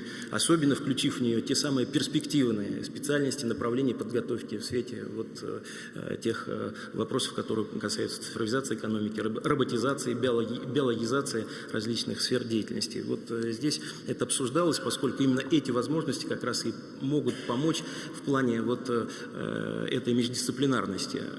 Особенно, когда у студента, заканчивающего второй курс, действительно возникает проблема выбора профиля и специализации. И вот модель 2+2+2, конечно, она может быть исполнена только вот в случае таких подходов, которые мы предлагали. Четвертая проблема, эта проблема касается непосредственно прогноза потребностей в кадрах. Ну, с одной стороны, есть методика, которая четко имеет такой научный посыл, подход, предполагающий использование экономико-математических методов для анализа потребностей и в отраслевом разрезе, и в региональном разрезе, я имею в виду потребности кадров и для регионов России, и для соответствующих отраслей. С другой стороны, ее внимательное прочтение показывает, что, в общем-то, совершенно непонятно, каким образом для нас все-таки доводятся эти цифры. Где-то в регионах эта работа, безусловно, на региональном уровне хорошо построена, где-то она отстает, но все-таки единого органа, который бы обрабатывал, собирал эту информацию и от работодателей, в том числе от крупных работодателей, от регионов, от министерств профильных, такого органа уполномоченного нет. И в связи с этим мы, конечно, предложили, чтобы систематизация, обработка и последующее доведение ее до регионов, это было непременной задачей. В конце концов, это основа определения тех самых контрольных цифр приема, о которых мы 2 дня так упорно вели дискуссии. Вот Татьяна Алексеевна справедливо заметила вчера, что, по сути, эта речь идет о балансе трудовых ресурсов. Он и только он действительно может быть реальной основой, объективной основой для увеличения и финансирования, о котором идет сейчас речь в перспективе, наряду, конечно, естественно, с демографическими трендами, которые это обуславливают. Следующая проблема, которой я хотел остановиться, это практика целевого приема. Это 5-я проблема, я на этом завершу свое выступление. Значит, опыт 2019 года показал, что, к сожалению, квота по целевому приему по многим отраслям не была выбрана. Здесь, в первую очередь, все участники договорных отношений столкнулись с более серьезными повышенными требованиями в плане финансовой ответственности. Мы не умаляем этого значения, ни в коем случае не предлагаем их ослабевать, но есть и отраслевая специфика. Ну, вот, например, Валерий Николаевич вчера показал тоже отраслевую разбивку. По сельскому хозяйству в наибольшей степени не была выбрана квота в рамках заключения договоров на целевое обучение, практически на 70 с лишним %. С чем это связано? Это как раз связано с тем, что сегодня законодательство предусматривает заключение договоров гражданами на целевое обучение исключительно либо с органами власти, либо с предприятиями, в которых есть доля государственного участия. Для транспортной отрасли очень много корпораций с госучастием. Для промышленников, в конце концов, тоже не такое актуальное значение это имеет, потому что мы имеем крупные корпорации, их предприятия, расположенные на территориях, в регионах, и эта проблема не так актуальна. А для сельского хозяйства, с одной стороны, где крупнейшие агрохолдинги, крупнейшие представители агробизнеса, доля предприятий с государственным участием составляет всего лишь 2 с небольшим %. И вот в этой связи, Владимир Владимирович, мы предлагаем, это не только позиция нашей рабочей группы, в нашу рабочую группу эти предложения поступили от руководства Министерства сельского хозяйства Российской Федерации, мы предлагаем, и все-таки еще раз просим обратиться, потому что спорный момент был, мы дискутировали, по сути, не скажу, что мы не договорились, но все-таки прошу обратить внимание именно на этот пункт. Почему? Потому что в свете, например, прошлого заседания Госсовета, где вопрос стоял о сельском развитии, о сельском хозяйстве, и в том числе о программе комплексного развития сельских территорий, как раз тоже было одно из поручений, которое касалось компенсации затрат работодателей по ученическим договорам их сотрудников. То есть это очень важный момент, можно было бы синхронизировать эти два момента и какое-то более согласованное компромиссное решение принять. В конце концов, мы все достижениями отрасли сельского хозяйства гордимся и неустанно об этом говорим. Я думаю, что аграрии этого заслужили, и образовательные учреждения, и научные учреждения, и сами сельхозтоваропроизводители это воспримут с благодарностью. Большое спасибо за внимание, доклад окончен. Да. Александр Валерьевич, правильно ли вас понял, что вы говорите о конкурсных процедурах отбора, вернее, о необходимости не проводить такие конкурсы в случае, если конкурсный отбор уже был проведен на федеральном уровне, да? Да. А условиями его требовалось софинансирование. А 44-й закон требует, чтобы вы еще и на региональном уровне. И мы еще на региональном уровне проводили. Ну, конечно, вы правы, абсолютно, да. Надо будет это исправить. Это двойная получается работа, совершенно нелепая, абсолютно. Согласен. Спасибо. Ну и по другим вопросам тоже посмотрим. Игорь Владимирович, пожалуйста. Василий.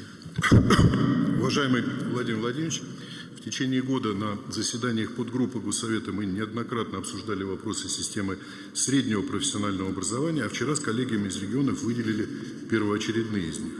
Надо сказать, что основная часть проблем лежит в плоскости взаимодействия среднего профессионального образования СПО с другими уровнями образования и предприятиями реального сектора экономики.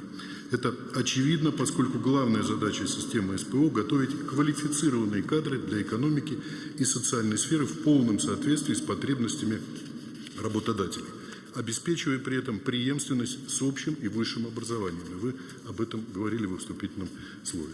Качество общего образования в школах и организациях СПО должно быть, на наш взгляд, равным. Нужно обеспечить одинаково высокий уровень преподавания по общеобразовательным дисциплинам. И это должно иметь соответствующее отражение во взаимодействии учителей общеобразовательных организаций и профессиональных образовательных организаций. В свою же очередь СПО могут предоставлять инфраструктуру для учащихся школ, обеспечивая сетевое взаимодействие и наиболее эффективное использование инфраструктуры, которая имеется в регионах. Аналогичное сотрудничество необходимо наладить и с вузами. Предлагаем также прием на общеобразовательные программы высшего образования выпускников СПО проводить в соответствии с едиными требованиями к процедуре оценки результатов обучения, независимо от того, в какой организации это образование получено. Подготовка квалифицированных рабочих и специалистов среднего звена в основном это задача субъектов Российской Федерации, выполнение которой возложено на региональные организации профессионального образования. Подготовку кадров мы обязаны проводить при тесном взаимодействии и сотрудничестве организаций профессионального образования с предприятиями реального сектора экономики. На заседаниях подгруппы представители работодателей неоднократно высказывались за снижение времени обучения по рабочим специальностям и по ряду востребованных профессий, срок обучения по которым сейчас составляет 4 года 10 месяцев. Мы с ними согласны. И в этой связи важно обеспечить своевременное и систематическое обновление списка наиболее востребованных на рынке труда и перспективных профессий, которые требуют среднего профессионального образования, привести их в соответствие с современными и прогнозными потребностями рынка труда. При этом предусмотреть в образовательных стандартах вариативность сроков обучения по этим профессиям, предоставить возможность организациям СПО самостоятельно определять продолжительность обучения в рамках, подчеркну, установленных образовательными стандартами, обеспечив объективную оценку результатов обучения. В условиях ограниченных ресурсов и невысокого уровня трудоустройства выпускников для определения количества бюджетных мест и последующих распределений между организациями СПО регионам крайне необходима достоверная информация о потребностях всех работодателей. И не только в новых кадрах по группам специальностей и профессий, но и в дополнительном образовании и переобучении своих сотрудников. Для этого предлагается пересмотреть методику определения кадровой потребности субъектов с учетом развития экономики конкретных муниципальных образований. И на первом этапе мы предлагаем в отдельных регионах Российской Федерации провести пилотный проект по формированию цифровой платформы прогнозирования конъюнктуры рынка труда, включающий в себя блок по целевой подготовке кадров. Для нас это работники среднего звена здравоохранения, культуры, образования, создав возможность подключения в будущем к этой платформе всех желающих работодателей, то есть создать такой рабочий механизм. Для качественной подготовки квалифицированных кадров, обеспечивающий достаточный уровень актуальных практических навыков и не требующий от работодателей доучивать и переучивать выпускников после приема на работу, назрела необходимость обновления материально-технической базы организации СПО, замены имеющегося оборудования для практического обучения, приобретения нового. Надо сказать, что федеральным проектом «Молодые профессионалы» до 2024 года предусмотрено выделение 54 миллиардов рублей, в том числе на обновление материально-технической базы 30 миллиардов рублей. Одновременно с этим существенная помощь может быть оказана промышленными предприятиями путем предоставления современного производственного оборудования организациям СПО для производственного обучения студентов. Это может стать дополнительным действенным инструментом модернизации системы профобразования. А размещение предприятиями заказов на производство товаров, выполнение работ, оказание услуг в организациях СПО дополнительным инструментом взаимной интеграции, механизмом взаимовыгодного сотрудничества работодателей с профессиональными образовательными организациями. Пока же обновление материально-технической базы требует значительных финансовых затрат, порой неподъемных для большинства региональных бюджетов. Для реализации вышеперечисленных направлений необходимо предложение по стимулированию участия работодателей, в том числе в создании профессиональных образовательных программ, в обеспечении практического обучения студентов, организации производственной практики. Также важно стимулировать российских производителей оборудования к передаче производимого оборудования в организации СПО. Об этом коллеги уже говорили. Нам важно обеспечить максимальное приближение профессиональных образовательных организаций к реальному сектору экономики на системной основе. Достичь результата поможет участие работодателей в управлении, в том числе организациями среднего профессионального образования, как вариант через руководство попечительскими наблюдательными советами при активном участии руководителей регионов.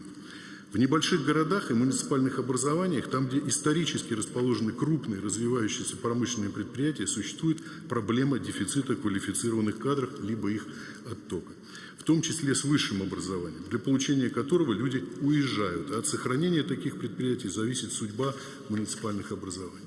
Одним из решений проблемы дефицита кадров и повышения престижа СПО может стать внедрение так называемых программ прикладного бакалавриата.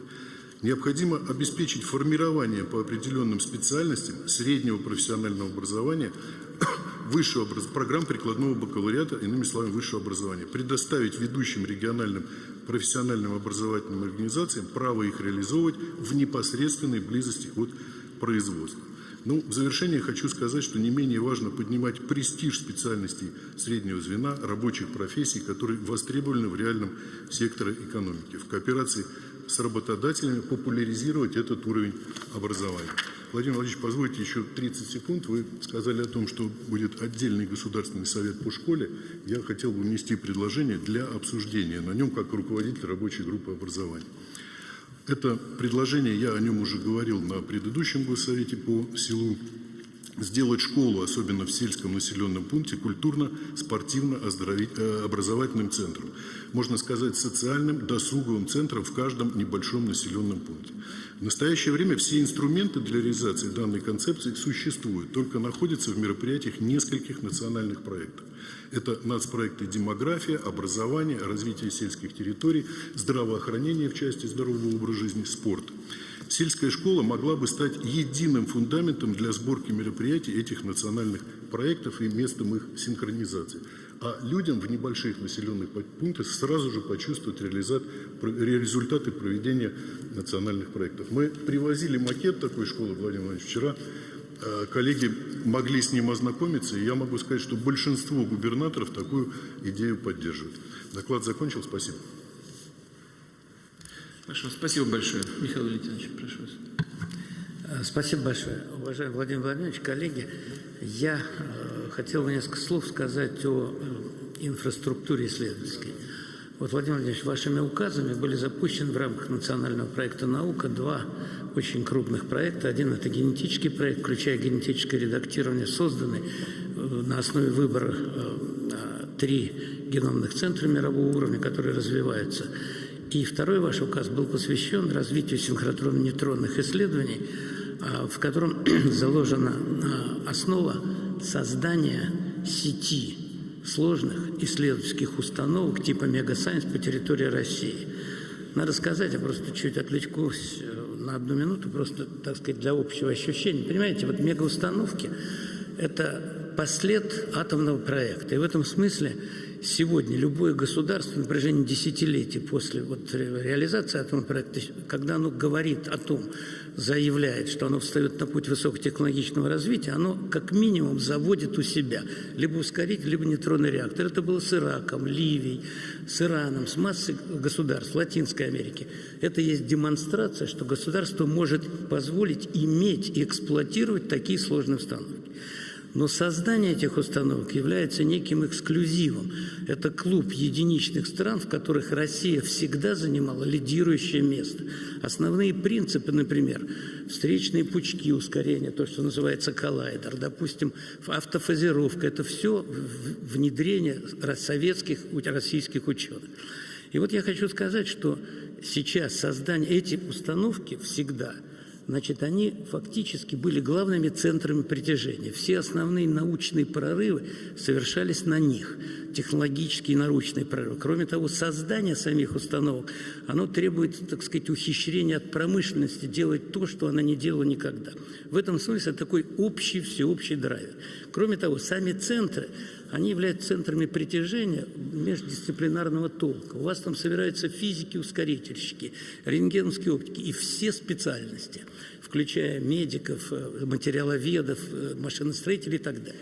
Значит, вот сейчас, когда у нас здесь был, так сказать, после Советского Союза некий провал, мы вышли на открытую арену и стали неотъемлемой частью европейского пейзажа меганауки. Россия проинвестировала порядка 2 миллиардов евро в проекты на территории Европы. И мы сегодня неотъемлемая часть вот этой международной картины. Идет речь о лазерно-свободных электронах, которые, Владимир Владимирович, вы активно поддержали. Вот Андрей Александрович этим занимался. Дальше это наше участие в ЦЕРНе и так далее. Так вот, теперь мы, благодаря вашим решениям, вернулись сюда. Что крайне важно. Сейчас есть обширная программа по созданию сети. И это как раз в той логике вашего императива о решении вопроса связанности нашей огромной территории. И строительство установок от Гатчины, где строится реактор, ПИК самый мощный в мире, до Дальнего Востока, где будет установлен на острове Русский в университете ускоритель, плюс СКИФ Новосибирск, плюс вы сегодня упомянули конкретно Сила, это где будет уникальный лазер и уникальная шестигевная машина в Протвино. Модернизация Курчатова, мы получаем по всей стране целую серию центров. И что очень важно, я хотел бы обратить внимание на то, что когда мы строили эти центры, даже в советское время, всегда уделялось внимание инфраструктуре. Это была очень важная вещь. Не просто ускоритель, не просто, а социальная структура, которая позволяет людям осуществлять human capital mobility. Вот в Протвино был запущен уже несколько десятилетий назад самый мощный в мире протонный ускоритель У-70. Так вот, на его открытии был Помпиду, и с самого начала, как в Дубне, была выстроена уникальная инфраструктура, дороги и так далее. И вот сейчас я просто обращаю внимание, что это крайне важная вещь для обеспечения притягательности этих центров создаваем. Вот, Владимир Владимирович, я хочу просто подчеркнуть, вы, когда шла речь о Гатчине, вы проводили совет президентский, это было в 2013 году, вы поддержали обращение вот наше и 2 губернаторов области и города, и в короткий срок была построена, продлена автострада от аэропорта Пулково до Гатчины, сделан объезд, все внутренние дороги, связавшие с университетом, это дало резкий толчок развитию. Вот сейчас очень важно предусмотреть развитие этой социальной структуры для строящихся центров по всей стране. Это первое. И второе, что я хотел бы сказать, что вот мы говорим о том, что очень важно, чтобы был, так сказать, выход реальный от создания этих установок. Он состоит в создании новых рабочих мест, он состоит в том, что дальше будут получаться принципиально новые результаты, но очень важно, наиболее быстрый выход дает ядерная медицина. Вот в вашем указе там есть пункт о развитии ускорительных технологий, что является частью этой программы. Ускорительные технологии лежат сегодня в основе ядерной медицины. Я приведу простой пример. Ядерная медицина началась с протонной терапии, которая в нашей стране, на нашей площадке в Гатчине, была одна из первых в мире. И до сих пор мы сохраняем, несмотря на провал, большую часть пациентов, прошедших, получивших этот вид, так сказать, услуг, тритмент.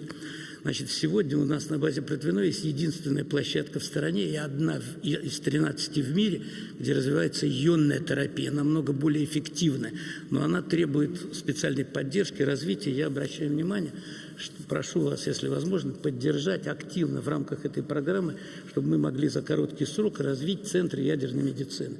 Тем более здесь может возникать частно-государственное партнерство по многим направлениям, например, на уровне Санкт-Петербурга и так далее. Вот. И я хотел бы, если можно, еще обратить внимание на 2 вещи. Очень важна международная составляющая. Вот есть ваше поручение после встречи с руководителем Германии по поводу вступления немецкой стороны в ПИК и прочее.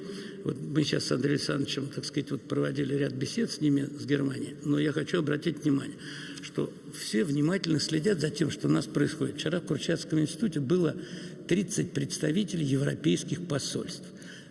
Было 12 послов, часть послов у вас вручала верительные грамоты, они поэтому не смогли прийти. Они были там, провели полдня, практически ушли полностью, так сказать, довольны. То есть абсолютно очевидная заинтересованность в совместной деятельности. Это международные центры, появившиеся, станут центрами притяжения международного научного потенциала к нам сюда.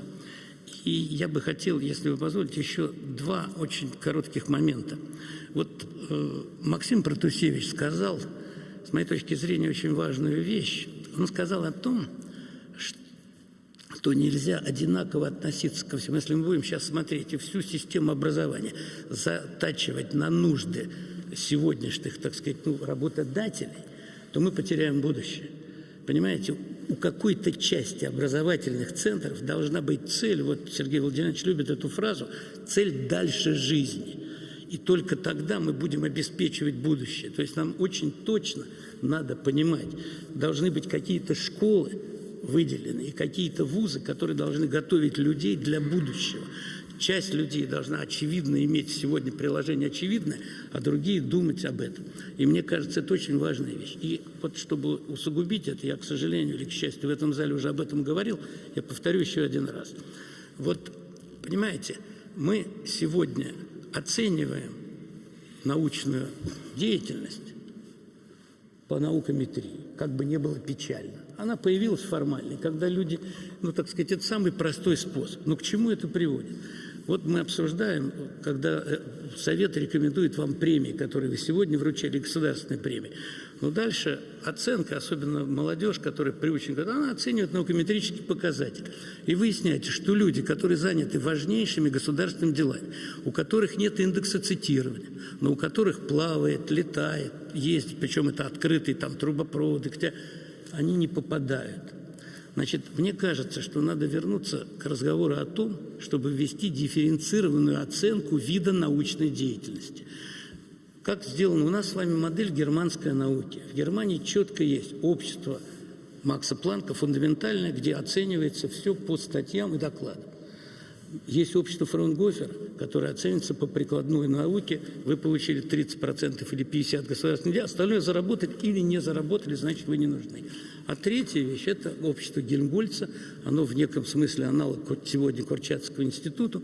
Это крупные мегапроекты. И там результат запуска этих установок, использования, результаты на них, а не количество статей. Или не только количество статей. И последнее про кафедры. Вот Андрей Александрович сказал про подготовку кадров. Подготовку кадров – это важнейшая вещь, но здесь есть проблема. Я очень давно с этим занимался, уже после Андрея Александровича поменялось некое количество министров, но мы порядок так и не навели. Вот я вам приведу пример. У нас только в Москве и в Петербурге существуют кафедры, которые курирует Курчатовский институт в МИФИ, Физтехе, Московском университете, Санкт-Петербургском политехническом университете Санкт-Петербурга. Это только здесь. Порядка 7 или 8 кафедр. Они готовят дублирующихся людей, которым здесь не найти применения, они уезжают за границу. У нас есть кафедра, которая является просто рекрутинговым агентством назад. И мы уже давно подготовили некие бумаги. Я надеюсь, что вот сегодня мы с Валерием Николаевичем под надзором Татьяны Алексеевны и Андрея Александровича, которые курируют Президиум Совета, наведем порядок с этими кафедрами целевым образом, чтобы мы точно понимали, где мы готовим для будущего и сколько каких людей мы производим для тех установок, которые строим. Спасибо большое. Спасибо. Виктор Антонович, пожалуйста. Спасибо, Владимир Владимирович. Я хотел предложить один проект, который был принят в вашем присутствии в Санкт-Петербурге на съезде Союза ректоров, 11-м съезде, на котором присутствуют все ректоры России. Речь идет о проекте «Вернадский». Его цель – два слова истории. Проблема, которую вы сказали, вот уравнивание возможностей регионов и тех развитых центральных участков, она была и в России. Раньше Россия была поделена на учебные округа, и за каждым учебным округом был определен куратор, ведущий университет.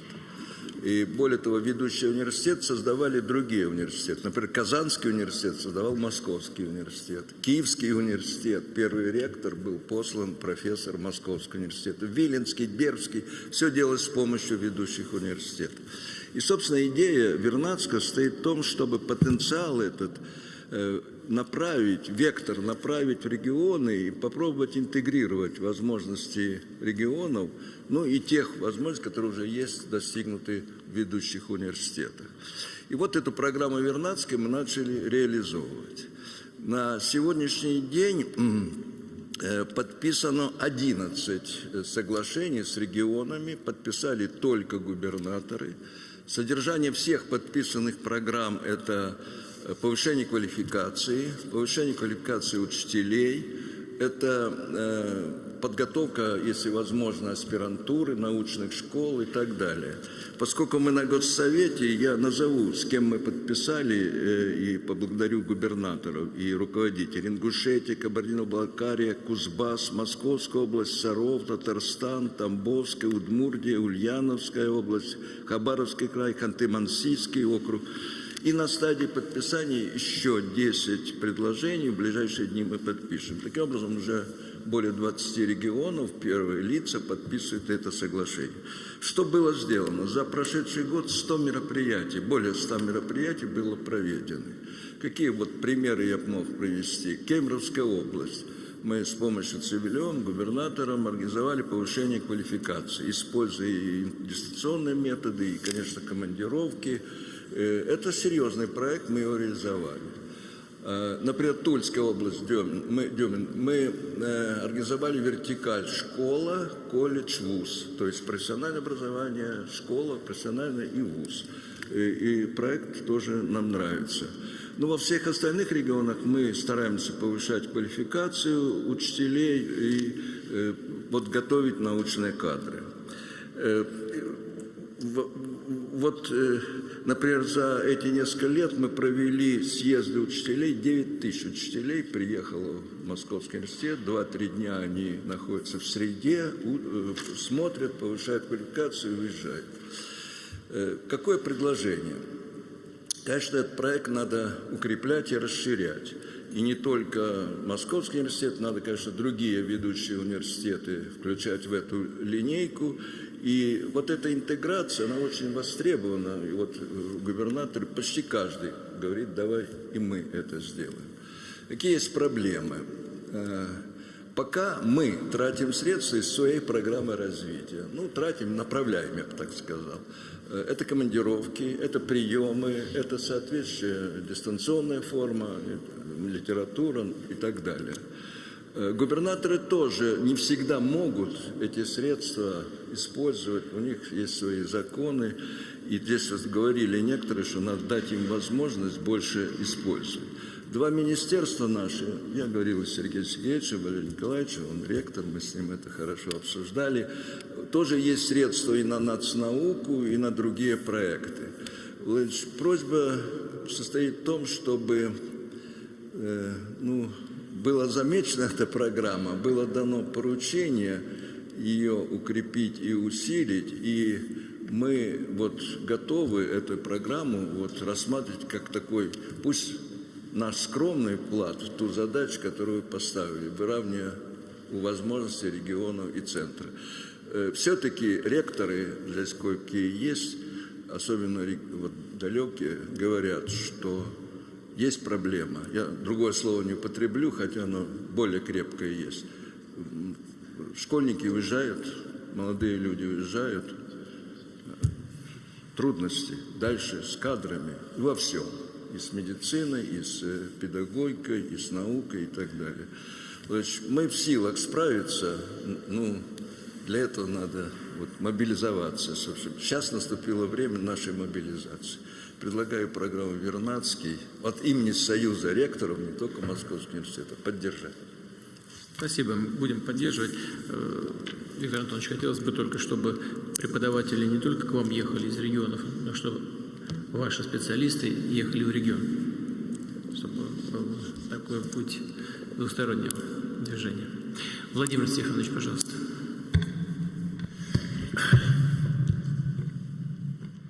Добрый день. Я хотел бы поднять абсолютно конкретные проблемы, чтобы не забалтывать то, из-за чего сегодня мы, наверное, собрались. Я хочу прежде всего на примере сырьевого сектора обратить внимание, что сегодня, я не знаю, либо мы не понимаем, либо не говорим. Система двухуровневая, бакалавр-магистр, она готовит кого? Научно-педагогического работника. И сегодня в отрасли, мы готовим фактически 80% таких специалистов.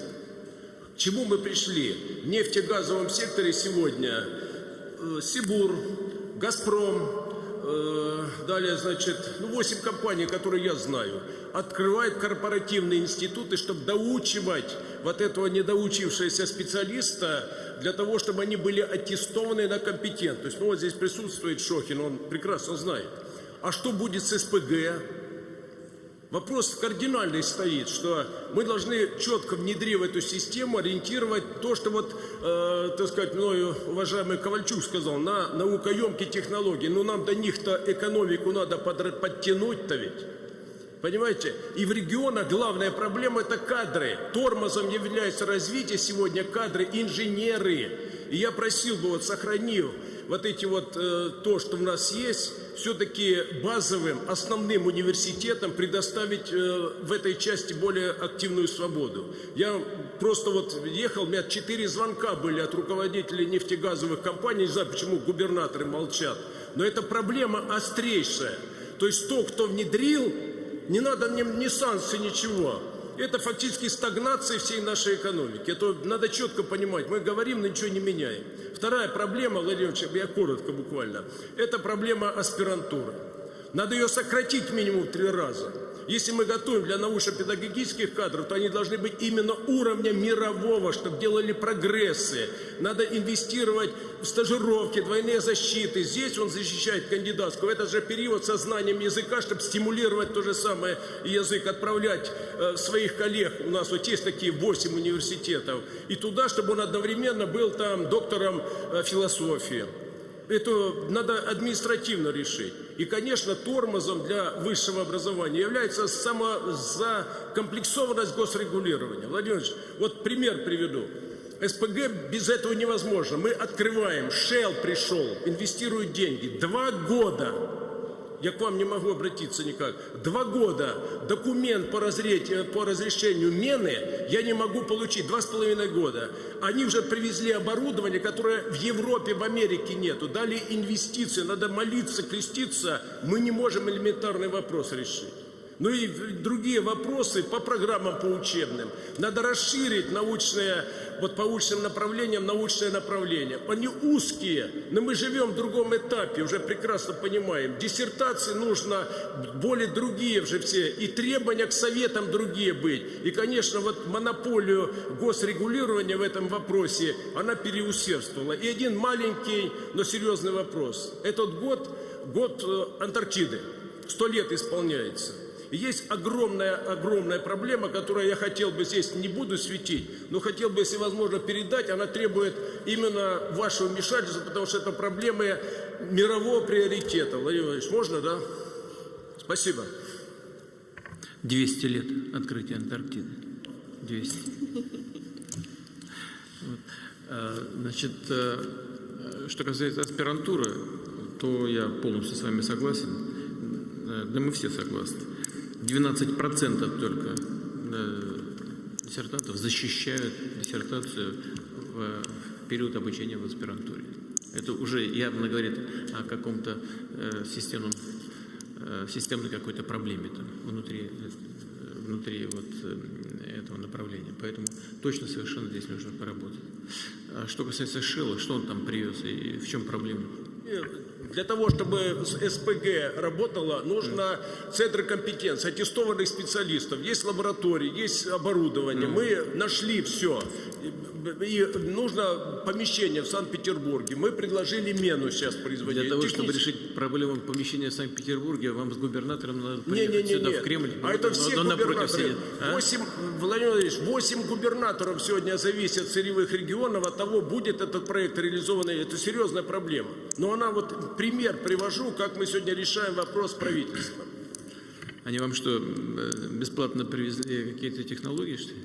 Привезли 12 миллионов, вот первый этап оборудования, где мы фактически Новотек, 4 компании, которые действительно создают центр в рамках центра компетенции. Интересно. А они что, с институтом работают, что ли? Абсолютно, да. Мы в том числе, Владимир Ильич, вы знаете, по СПГ, по Жижиному, мы единственные, которые открываем сегодня с господином, значит, Мартиным, этим Ваном. Это единственное соглашение. Давайте там материалы, конечно. Тогда хорошо, если оно на выходе уже. Хорошо. Спасибо большое.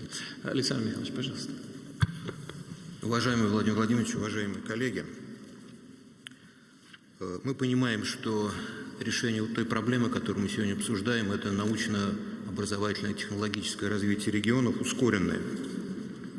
Может быть только осуществлено под эгидой губернаторов, которые законодательно имеют реальные механизмы влияния, действуют фактически без оглядки на проверяющие органы, о чем некоторые губернаторы, вот особенно вчера мы говорили, действительно озабочены.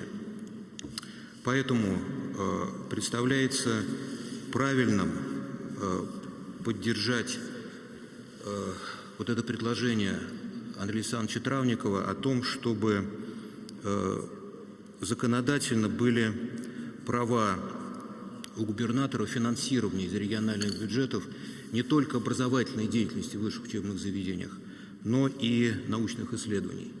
Это ничему не противоречит. У нас наука и образование – это предметы двойного ведения федераций и регионов, во-первых. И, во-вторых, в 184-м федеральном законе о правах субъектов есть то, что они могут заниматься организацией региональных научно-технических и инновационных программ, но хотелось бы, чтобы четко было прописано прямо, что действительно они имеют право тратить свои средства, средства регионов на научные исследования. Это было бы очень важно. Второй момент, который хотелось бы здесь тоже поддержать, это то, что в наших национальных проектах, прежде всего в национальном проекте «Наука», должен появиться определенный уровень регионализации. У нас сейчас есть цифры, скажем, по обновлению приборной базы, по созданию молодежных лабораторий. И если наш приоритет развивать науку, образование в регионах сейчас, то нужно прописать вот этот вот уровень регионализации. То есть, какой процент этих средств мы считаем правильным, чтобы потратили регионы. Третий момент, очень важный, который Виктор Антонович сейчас поднял. Вот мы говорим о том, что у нас действительно должны сильные ученые, сильные преподаватели ехать в регионы. Но вот та система, которую мы создаем, система оплаты, она, в общем, приводит к противоположным результатам. В 2018 году по выполнению указа президента 2012 года была повышена зарплата до 200% и преподавателям, и ученым в регионах. И это было очень важное и нужное действие, тут вопроса нет. Но получилось так, что мне ближе физика, по физическим, например, учреждениям, наши ведущие институты в Новосибирске, которые занимаются блестящей наукой, признанной во всем мире, они в расчете на одного научного сотрудника получили в 7 раз меньшую прибавку финансирования, чем в Москве. А в Перми получили в 25 раз меньшую прибавку финансирования. А наша великая специальная астрофизическая обсерватория на Кавказе, она получила вообще 0. Потому что в Карачаево-Черкесии зарплаты в 3 раза меньше, чем в Москве. И в результате, когда мы говорим, что нужно возвращать науку и кадры преподавательские в регионы, у нас существует огромный градиент, который в противоположную сторону действует.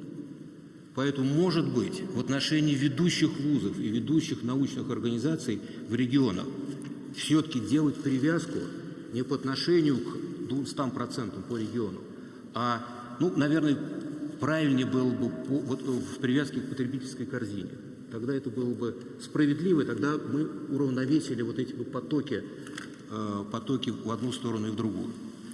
И, наконец, я бы хотел обратиться с просьбой от Российской академии наук.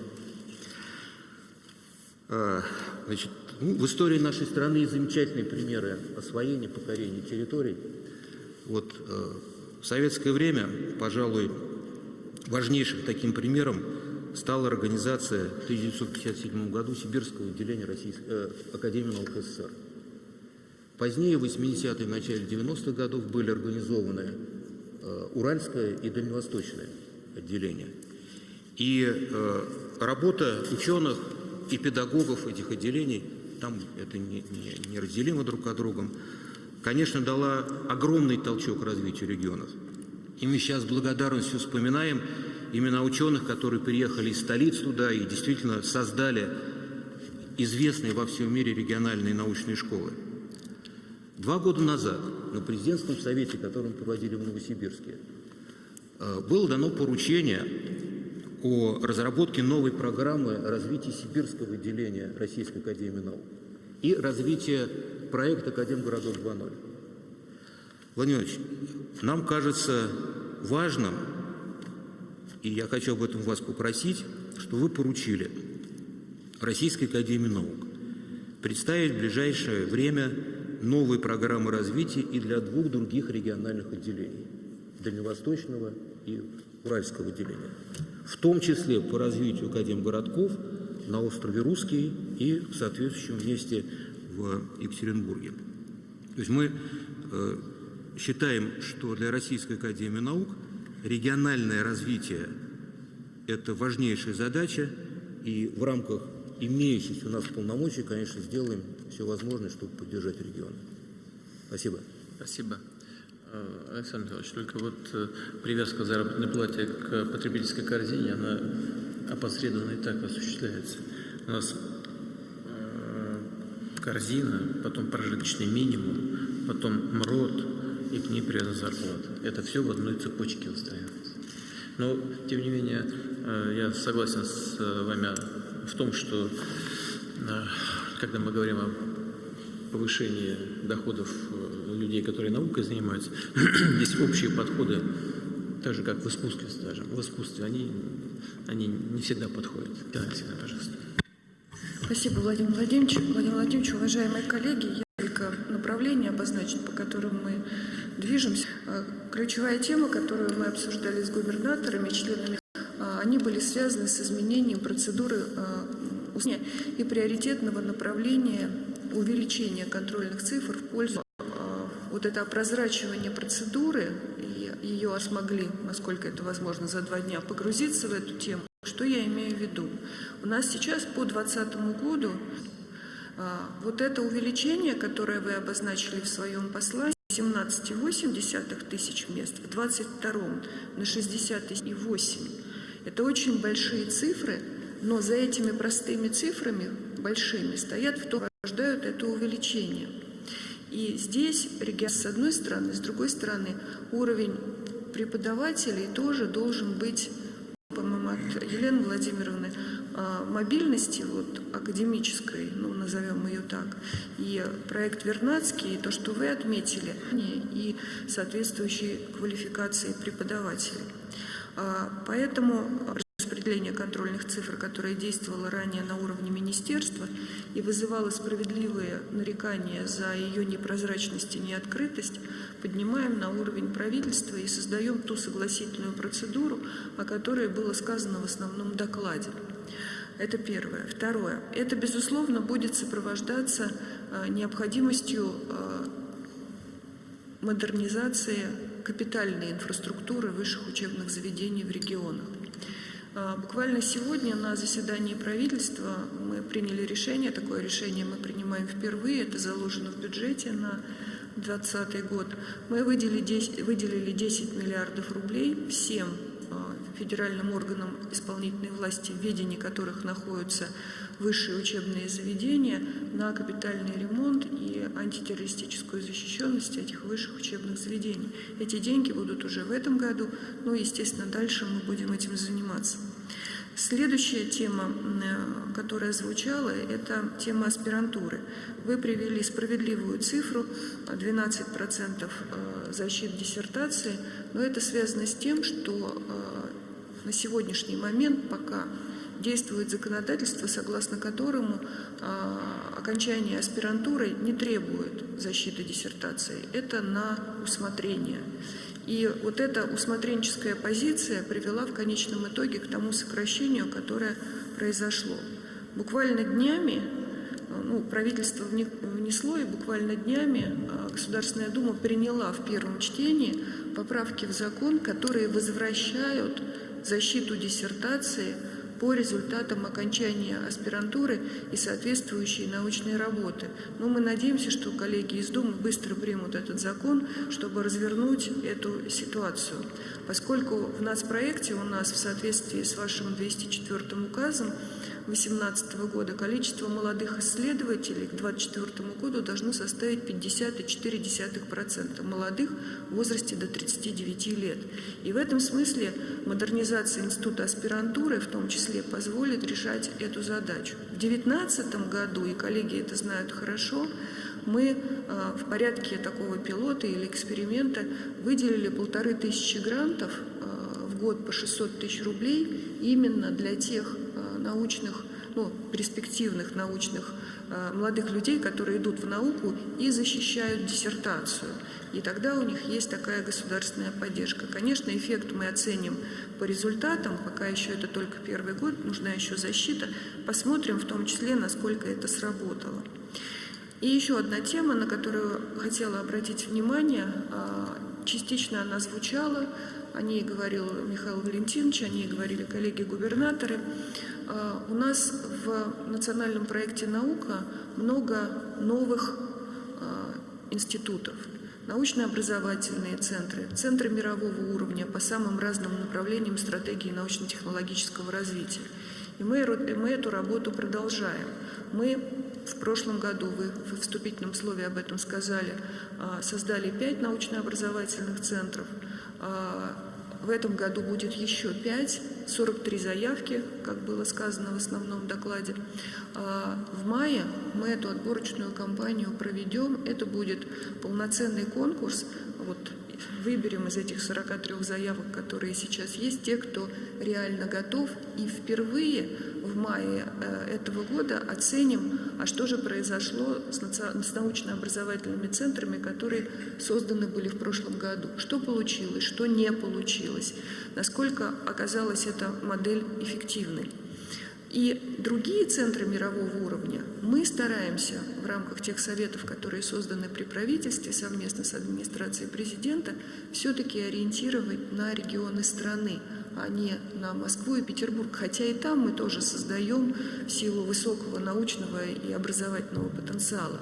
Но здесь как раз возвращаюсь к тому, с чего начала, повышение уровня высшего образования и вовлеченность научных организаций в региональную повестку имеют очень важное значение. И в этой связи от регионов при обсуждении в течение 2 дней звучали предложения, частично Антон Германович на них отреагировал сейчас, о возможности дополнительной налоговой поддержки или налоговых льгот для тех институтов, которые создаются в рамках нацпроекта.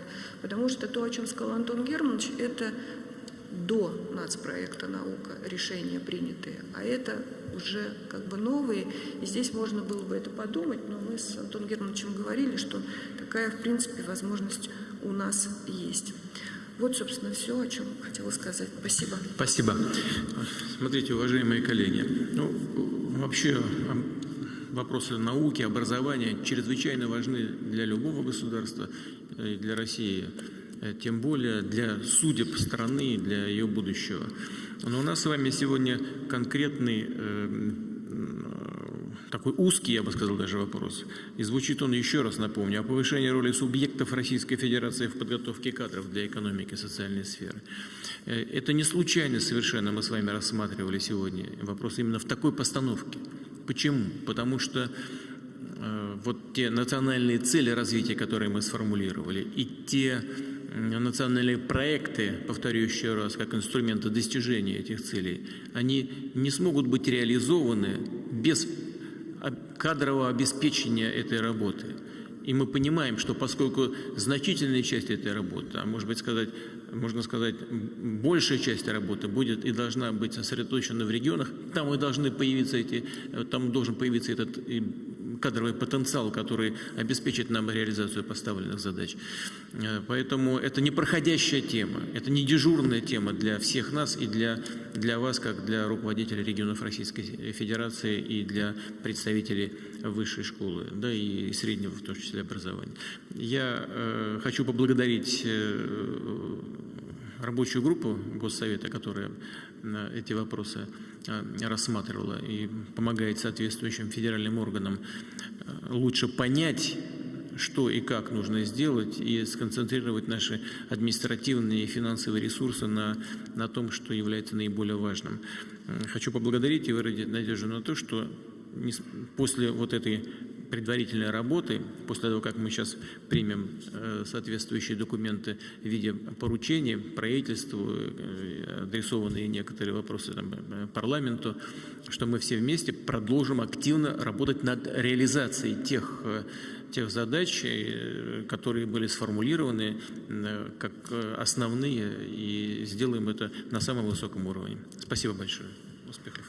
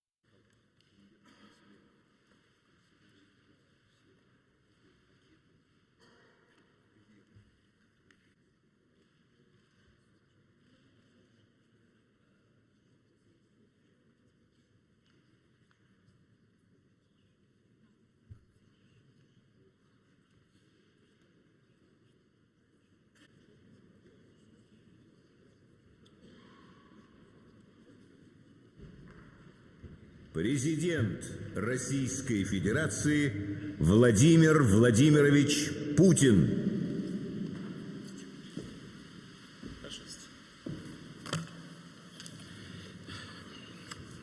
Добрый день, уважаемые коллеги. Вы наверняка обратили внимание, что в недавнем послании Федеральному собранию было поднято много проблем, но одна из них звучала особенно ярко – это проблема демографического развития, причем во всех ее измерениях. Это достойная поддержка семей, которые поднимают детей, развитие здравоохранения и социальной инфраструктуры, новые рабочие места для роста заработных плат и реальных доходов граждан. И, конечно, равные, справедливые возможности для качественного, современного образования. Для того, чтобы поколения, которые растут сегодня в России, смогли раскрыть свой громадный потенциал. По всем вести последовательную работу. В этой связи уже в начале учебного оказывается поддержка опорным вузам. Но проблем еще много. Вопросов остается достаточно. И главное из них – это сохраняющаяся сверхконцентрация образовательных ресурсов в Москве. Там, в веках на определенных исторических этапах подобная концентрация была объективной и, может быть, оправданной, но затем приобрела явно гипертрофированные формы, в том числе из-за общих социально-экономических диспропорций в стране на рубеже 21 века. Сейчас это серьезный вызов для сбалансированного развития всего пространства России. Но сразу добавлю, конечно же, решать эту проблему по команде, чисто административно, говорить о высоких национальных интересах и задачах и забывать при этом о жизни, о самих преподавателях, о студентах, было бы, конечно, ошибкой, грубой ошибкой. Всякие разговоры расселить студенческую Москву и студенческий Питер, конечно, неприемлемы. Вместе с тем мы должны понимать, что далеко не все высшие учебные заведения в регионах в состоянии конкурировать со столичными городами. Это пока очевидно. Не в состоянии конкурировать по качеству подготовки студентов, по квалификации преподавателей и тем более по уровню оснащения. Лаборатории и социальные объекты морально и физически устаревают. Выбор многих выпускников школ в регионах хорошо понимаю. Они уезжают в столицы, где и образование лучше, и жизнь интереснее. Это мы с вами прекрасно предложение почти на каждой встрече с общественностью. Но вновь повторю, обязаловкой мы ничего не решим. Жизнь и нужно вместе заняться. Уже с 2021 года, причем ежегодно, мы будем увеличивать количество бюджетных мест и отдавать их вузам именно в регионы. И прежде всего, конечно, в такие регионы, которые нуждаются в современных молодых перспективных кадрах. Вот вы все из регионов Российской Федерации. И правительство реализовать комплекс мер по модернизации всей системы высшего образования в регионах. Решению этой задачи следует подчинить профильные и другие нацпроекты. И, кстати, включая работу по развитию инфраструктуры, благоустройству городов, территорий, об этом и правительство, и всех глав субъектов Федерации, руководителей муниципальных образований. Полно качественно и предельно ответственно. Первое. Безусловно, надо и дальше последовательно убирать вузы-пустышки. Таких еще достаточно. Однако задача шире и сложнее, чем избавиться от подобных контор. Нам важно чисто механическом слиянии. Нужно найти такие решения, которые повысят престиж, научный статус и доходы преподавателей. И мы планируем отработать такие управленческие инструменты, целое созвездие инновационных компаний и стартапов, команд, реализующих общественные культурные инициативы. А передовая инфраструктура вузов – это настоящий мотор развития городской среды. И в этой связи предлагаю обновить, построить в регионах современные студенческие городки. Во всяком случае, начать эту работу с учебными аудиториями, спортивными сооружениями университетов. Государство обозначило и реализует такой приоритет. Но нужно снять и все барьеры, которые мешают самим регионам, бизнесу участвовать в решении этой задачи. Причем не на словах, а на деле, на практике.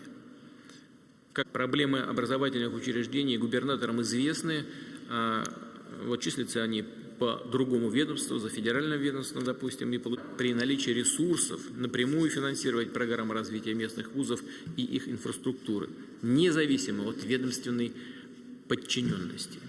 В целом, считаю необходимым наделить субъекты федерации реальными полномочиями по развитию не только колледжей и техникумов, но и расположенных на их территории организаций науки и высшей школы. Быть с ними, что называется, на одной волне. Прежде всего, в вузу действительно необходимы и знания, и компетенции.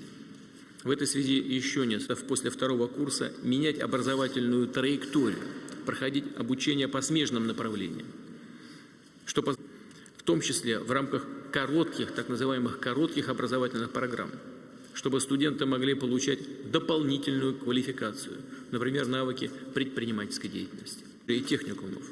Надо продолжить работу по их модернизации, учитывая возросшие требования к рабочим специальностям, для которых, к сожалению, родители талантливых учеников, таких уникальных учебно-научных центров, как их раньше называли, физмат-школ, вынуждены были оплачивать самостоятельно. Этот вопрос решен.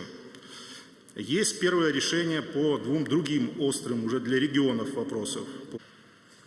Также в прошлом году были учтены первые предложения рабочей группы по уточнению порядка конкурсного отбора программ научно-образовательных центров мирового уровня. Но основной темой нашего обсуждения в прошлом году стало повышение. Поэтому мы предложили дополнительно закрепить на законодательном уровне полномочия субъектов в области научной, научно-технической и образовательной деятельности. Существующим и новым мерам государственной поддержки участников НОЦ, которые мы также предлагаем разработать. Необходимо установку класса Мега-Сайенс, сибирский кольцевой источник фотонов, потребуются специалисты по монтажу и эксплуатации. Это усовершенствовать порядок установления контрольных цифр приема для вузов, в том числе с обязательным согласованием их с органами государственной власти. В нашей совместной работе Министерство образования и науки оперативно представило свое видение подходов. У нас нет разногласий с правительством Российской Федерации по необходимости объединения усилий разных отраслевых блоков для выполнения общих задач, определенных национальных проектов, в вашем послании комплексного подхода. Для Новосибирской области, например, это программа развития Академгородка, ее флагманский проект, самое крупное мероприятие нацпроекта «Наука», уже упомянутый мною синхротрон «Скиф». Для других, прошу коллег с федеральных министерств. Мы со своей стороны, конечно, будем оказывать максимальное содействие. Мы, субъекты Российской Федерации, заинтересованы в реализации, закрепить и привлечь на нашей территории таланты, кадры, молодежь. Спасибо за внимание. Но для того, чтобы такая возможность была у всех, на уровне школы необходимо кардинально пересмотреть связь основного и дополнительного образования. Последнее зачастую играет сегодня большую роль, чем традиционные уроки. На уровне профессионального образования необходима реальная возможность менять образовательную траекторию, получать дополнительную, как вы уже сказали в послании, смежную квалификацию. Для этого, конечно, отметить, Россия добилась существенного прогресса в школьном образовании, причем не только в столичных городах, но и регионах. Это показывает и опыт СИ. Роль региона и работодателя в этом, еще раз подчеркну, становится ключевой. Это возможно только при увеличении доли междисциплинарных курсов, индивидуальных проектов, практического обучения в региональных вузах. И самое главное, в увеличении доверия к ним. Здесь есть и кадров внутри страны, об этом я скажу чуть позже. Расширение автономии университетов, полномочий регионов – это всегда еще и большая ответственность для вузов. Скобки – это правильно, потому что они очень большие. Но, тем не менее, взгляд снизу со стороны директора, который получил услугу в любом регионе, потом там происходит внутренняя линейку, о которой много говорим, школа, колледж, вуз. И этот опыт весьма известен. Для обсуждения на нем как руководитель рабочей группы образования. Это предложение, я о нем уже говорил на предыдущем госсовете по селу сделать школу, особенно в сельском населенном пункте, культурно-спортивно-образовательным центром. Можно сказать, социальным досуговым центром в каждом небольшом населенном пункте. В настоящее время...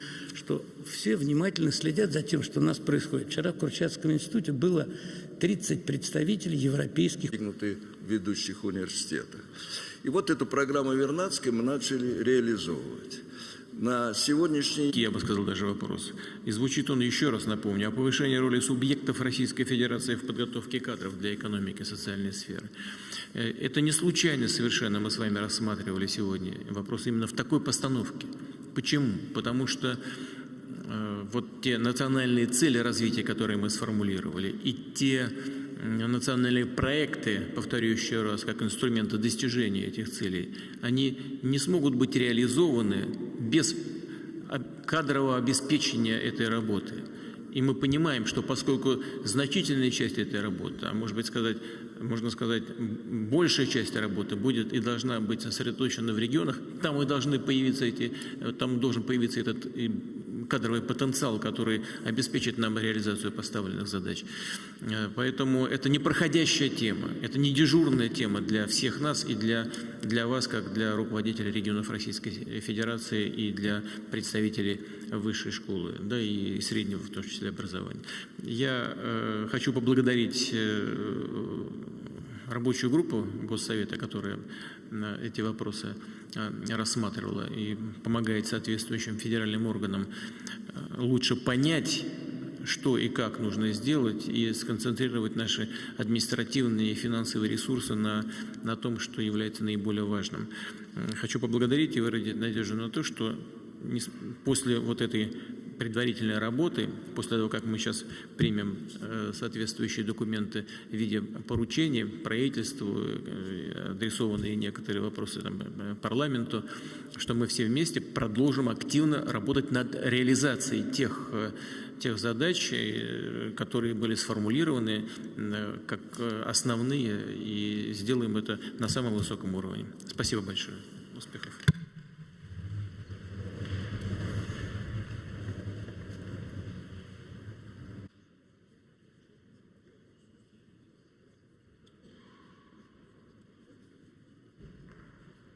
Президент Российской Федерации Владимир Владимирович Путин.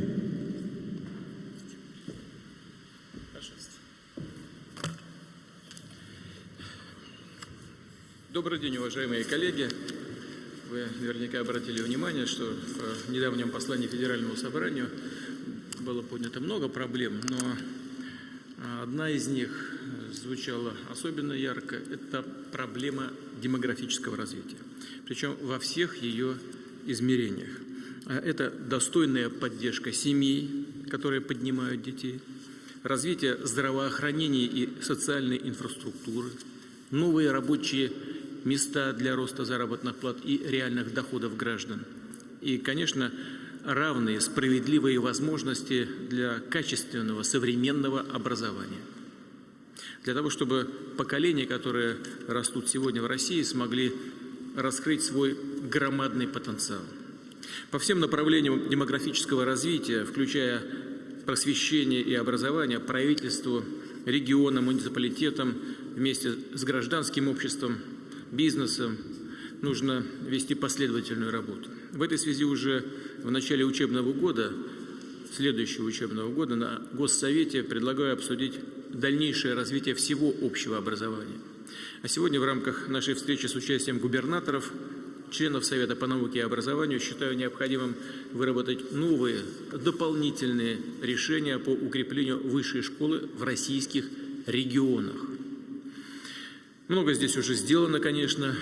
Созданы сильные федеральные и национальные исследовательские университеты. В более чем 30 субъектах федерации оказывается поддержка опорным вузам. Но проблем еще много. Вопросов остается достаточно. И главное из них – это сохраняющаяся сверхконцентрация образовательных ресурсов в Москве и Санкт-Петербурге. Здесь действует более 200 высших учебных заведений. Если не считать их собственные региональные филиалы, это свыше четверти всех вузов страны. В свое время, еще в XIX и XX веках, на определенных исторических этапах подобная концентрация была объективной и, может быть, оправданной, но затем приобрела явно гипертрофированные формы, в том числе из-за общих социально-экономических диспропорций в стране на рубеже XXI века. Сейчас это серьезный вызов для сбалансированного развития всего пространства России. Но сразу добавлю, конечно же, решать эту проблему по команде, чисто административно, говорить о высоких национальных интересах и задачах и забывать при этом о жизни, о самих преподавателях, о студентах, было бы, конечно, ошибкой, грубой ошибкой.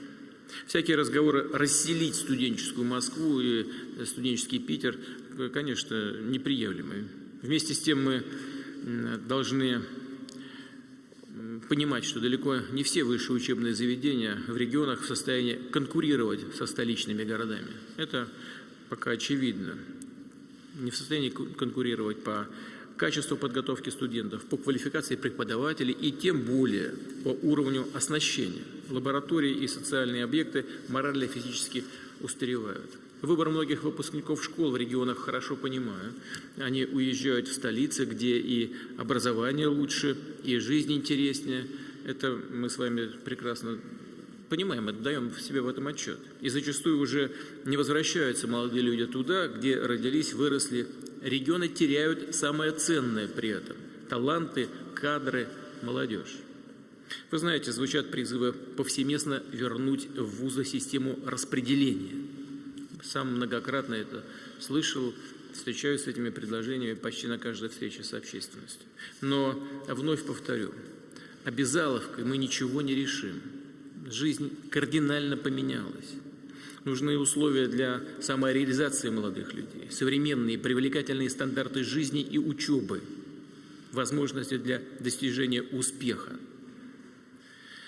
Этими задачами нам и нужно вместе заняться. Уже с 2021 года, причем ежегодно, мы будем увеличивать количество бюджетных мест и отдавать их вузам именно в регионы. И прежде всего, конечно, в такие регионы, которые нуждаются в современных молодых перспективных кадрах. Вот вы все из регионов Российской Федерации и знаете, какова потребность в таких кадровых ресурсах на местах. Она постоянно растет в связи с ростом экономики. В общей сложности за 4 года на эти цели планируем дополнительно направить порядка 70 миллиардов рублей. Но только этого шага, конечно, недостаточно. Прошу правительства реализовать комплекс мер по модернизации всей системы высшего образования в регионах. Решению этой задачи следует подчинить профильные и другие нацпроекты. И, кстати, включая работу по развитию инфраструктуры, благоустройству городов, территорий, запуску новых производств и инвестиционных проектов. И, безусловно, нужно значительно повысить эффективность использования всех выделяемых ресурсов. Хотел бы повторить, даже с учетом всех отраслевых вложений, мы не изменим региональную высшую школу. Не выведем ее на новый уровень, если не добьемся реальных позитивных изменений в жизни на местах, в регионах.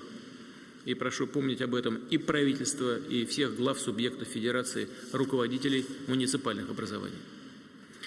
Уважаемые коллеги, какие конкретные меры важно, на мой взгляд, реализовать как можно быстрее, но, безусловно, качественно и предельно ответственно? Первое. Безусловно, надо и дальше последовательно убирать вузы-пустышки. Таких еще достаточно. Однако задача шире и сложнее, чем избавиться от подобных контор. Нам важно консолидировать ресурсный потенциал учебных заведений и научных институтов. И там, где это обоснованно, ставить вопрос об их юридическом объединении. Вместе с тем, еще раз хочу подчеркнуть, речь идет не о чисто механическом слиянии. Нужно найти такие решения, которые повысят престиж, научный статус и доходы преподавателей и профессоров в регионах. Обеспечат значительный рост качества образования и исследований в вузах. А для этого необходимы совместные кафедры и лаборатории, сетевое взаимодействие научных и образовательных команд, передовая инфраструктура, включая центры коллективного пользования, научные установки, базы данных. Мы планируем отработать такие управленческие инструменты в рамках первых 5 научно-образовательных центров мирового уровня. И в прошлом году начато их формирование в Пермском крае, Белгородской, Кемеровской, Нижегородской и Тюменской областях. Сегодня здесь присутствует и министр науки и высшего образования Валерий Николаевич Фальков, в недавнем прошлом он ректор Тюменского университета. Рассчитываю, что он поделится и накопленным опытом и, конечно, использует его в своей новой работе. Второе. Сильная региональная высшая школа – это педагогические, медицинские, инженерные кадры, прорывные решения и разработки, целое созвездие инновационных компаний и стартапов, команд, реализующих общественные культурные инициативы. А передовая инфраструктура вузов – это настоящий мотор развития городской среды. И в этой связи предлагаю обновить, построить в регионах современные студенческие городки, во всяком случае начать эту работу с учебными аудиториями, спортивными сооружениями, технопарками, жильем для студентов, аспирантов и преподавателей. Уже в текущем году в целом на обновление материально-технической базы, капитальный ремонт вузов будет направлено 22 миллиарда рублей из федерального бюджета. И нужно посмотреть, какую часть из этих средств можно использовать именно на обновление студенческих городков. Третье. Повторю, нам необходимо создать конкурентную, привлекательную для молодежи и сильных преподавателей сеть региональных вузов и университетов. Государство обозначило и реализует такой приоритет, но нужно снять и все барьеры, которые мешают самим регионам, бизнесу участвовать в решении этой задачи. Причем не на словах, а на деле, на практике. Как обстоит дело сейчас, вы тоже знаете, вузы работают на регион, преподаватели и студенты живут там, проблемы образовательных учреждений губернаторам известны, а вот числятся они по другому ведомству, за федеральным ведомством, допустим, и получается, например, субъект федерации и может поддержать вуз, и хочет это сделать, но сразу же утыкается в бюджетное законодательство. Коллеги рискуют столкнуться с обвинениями в нецелевом использовании средств. Согласен с предложением предоставить регионам право при наличии ресурсов напрямую финансировать программы развития местных вузов и их инфраструктуры, независимо от ведомственной подчиненности. В целом, считаю необходимым наделить субъекты федерации реальными полномочиями по развитию не только колледжей и техникумов, но и расположенных на их территории организаций науки и высшей школы. И еще. Во вторник в Череповце, вы, наверное, обратили на это внимание, мы познакомились с работой наших компаний по созданию эффективной системы подготовки современных кадров. Должен вам сказать, результаты очень достойные и практика очень интересная. Нужно поддержать стремление предпринимателей, наших компаний инвестировать в образование и науку, предложить новые, более эффективные инструменты сотрудничества государства, регионов и бизнеса. Уважаемые коллеги, вся отечественная высшая школа должна отвечать гигантской скорости технологических и общественных перемен. Быть с ними, что называется, на одной волне. Прежде всего, в вузы должны прийти специалисты практики, работающие в реальной экономике. И, конечно, молодые, увлеченные исследователи и преподаватели. Причем именно в те регионы, где действительно необходимы и знания, и компетенции. В этой связи еще несколько предложений. В текущем году по самым востребованным специальностям мы перейдем на почти 100% целевое обучение в медицинской ординатуре. Следует подумать об обновлении системы подготовки научных и преподавательских кадров высшей квалификации и по другим ключевым специальностям. То есть речь должна идти о серьезных изменениях в работе аспирантуры, о расширении механизмов целевого набора, чтобы соискатель научной степени вел исследования в интересах конкретного вуза и научно-образовательного центра в регионе, а потом приходил туда работать, создавал научную школу, новое востребованное направление подготовки. Вместе с предприятиями внедрял свои разработки на практике. Чрезвычайно важно. Вот нам нужно обязательно добиться вот такой связки между наукой, образованием и реальной жизнью, реальным производством. Далее, по итогам послания уже давалось поручение предусмотреть возможность для студентов после второго курса менять образовательную траекторию, проходить обучение по смежным направлениям, что позволит студентам получать как фундаментальную подготовку, так и целый. Считаю также необходимым убрать явные избыточные требования и регламенты, сделать более гибкими и современными образовательные стандарты. Надо разрешить вузам, чтобы студенты могли получать дополнительную квалификацию, например, навыки предпринимательской деятельности. Хочу подчеркнуть, все, о чем говорю, напрямую касается также колледжей и техникумов. Надо продолжить работу по их модернизации, учитывая возросшие требования к рабочим специальностям, для которых фактически уже необходимо высшее образование. Перед тем, как мы перейдем к обсуждению, хотел бы еще несколько слов сказать. Вот здесь присутствуют молодые ученые, лауреаты премий в области науки. Недавно в Сириусе встречался с его воспитанниками и выпускниками. В Волгоградской области со студентами, аспирантами, преподавателями. У нас много талантливых, целеустремленных молодых людей. Мы их должны сохранить и дать раскрыться в полную силу именно здесь, в России. И потому считаю правильным увеличить размеры поддержки за достижение научных, творческих результатов. Мы это сделаем в самое ближайшее время. Сейчас слово руководителю рабочей группы Госсовета Андрею Александровичу Травникову. Пожалуйста, Андрей Александрович. Спасибо. Сказать. Спасибо. Спасибо. Смотрите, уважаемые коллеги, вообще вопросы науки, образования чрезвычайно важны для любого государства, и для России, тем более для судеб страны, для ее будущего. Но у нас с вами сегодня конкретный, такой узкий, я бы сказал, даже вопрос. И звучит он, еще раз напомню, о повышении роли субъектов Российской Федерации в подготовке кадров для экономики и социальной сферы. Это не случайно совершенно мы с вами рассматривали сегодня вопрос именно в такой постановке. Почему? Потому что вот те национальные цели развития, которые мы сформулировали, и те национальные проекты, повторю еще раз, как инструменты достижения этих целей, они не смогут быть реализованы без кадрового обеспечения этой работы. И мы понимаем, что поскольку значительная часть этой работы, а может быть можно сказать, большая часть работы будет и должна быть сосредоточена в регионах, там должен появиться этот кадровый потенциал, который обеспечит нам реализацию поставленных задач. Поэтому это не проходящая тема, это не дежурная тема для всех нас и для вас, как для руководителей регионов Российской Федерации и для представителей высшей школы, да и среднего, в том числе, образования.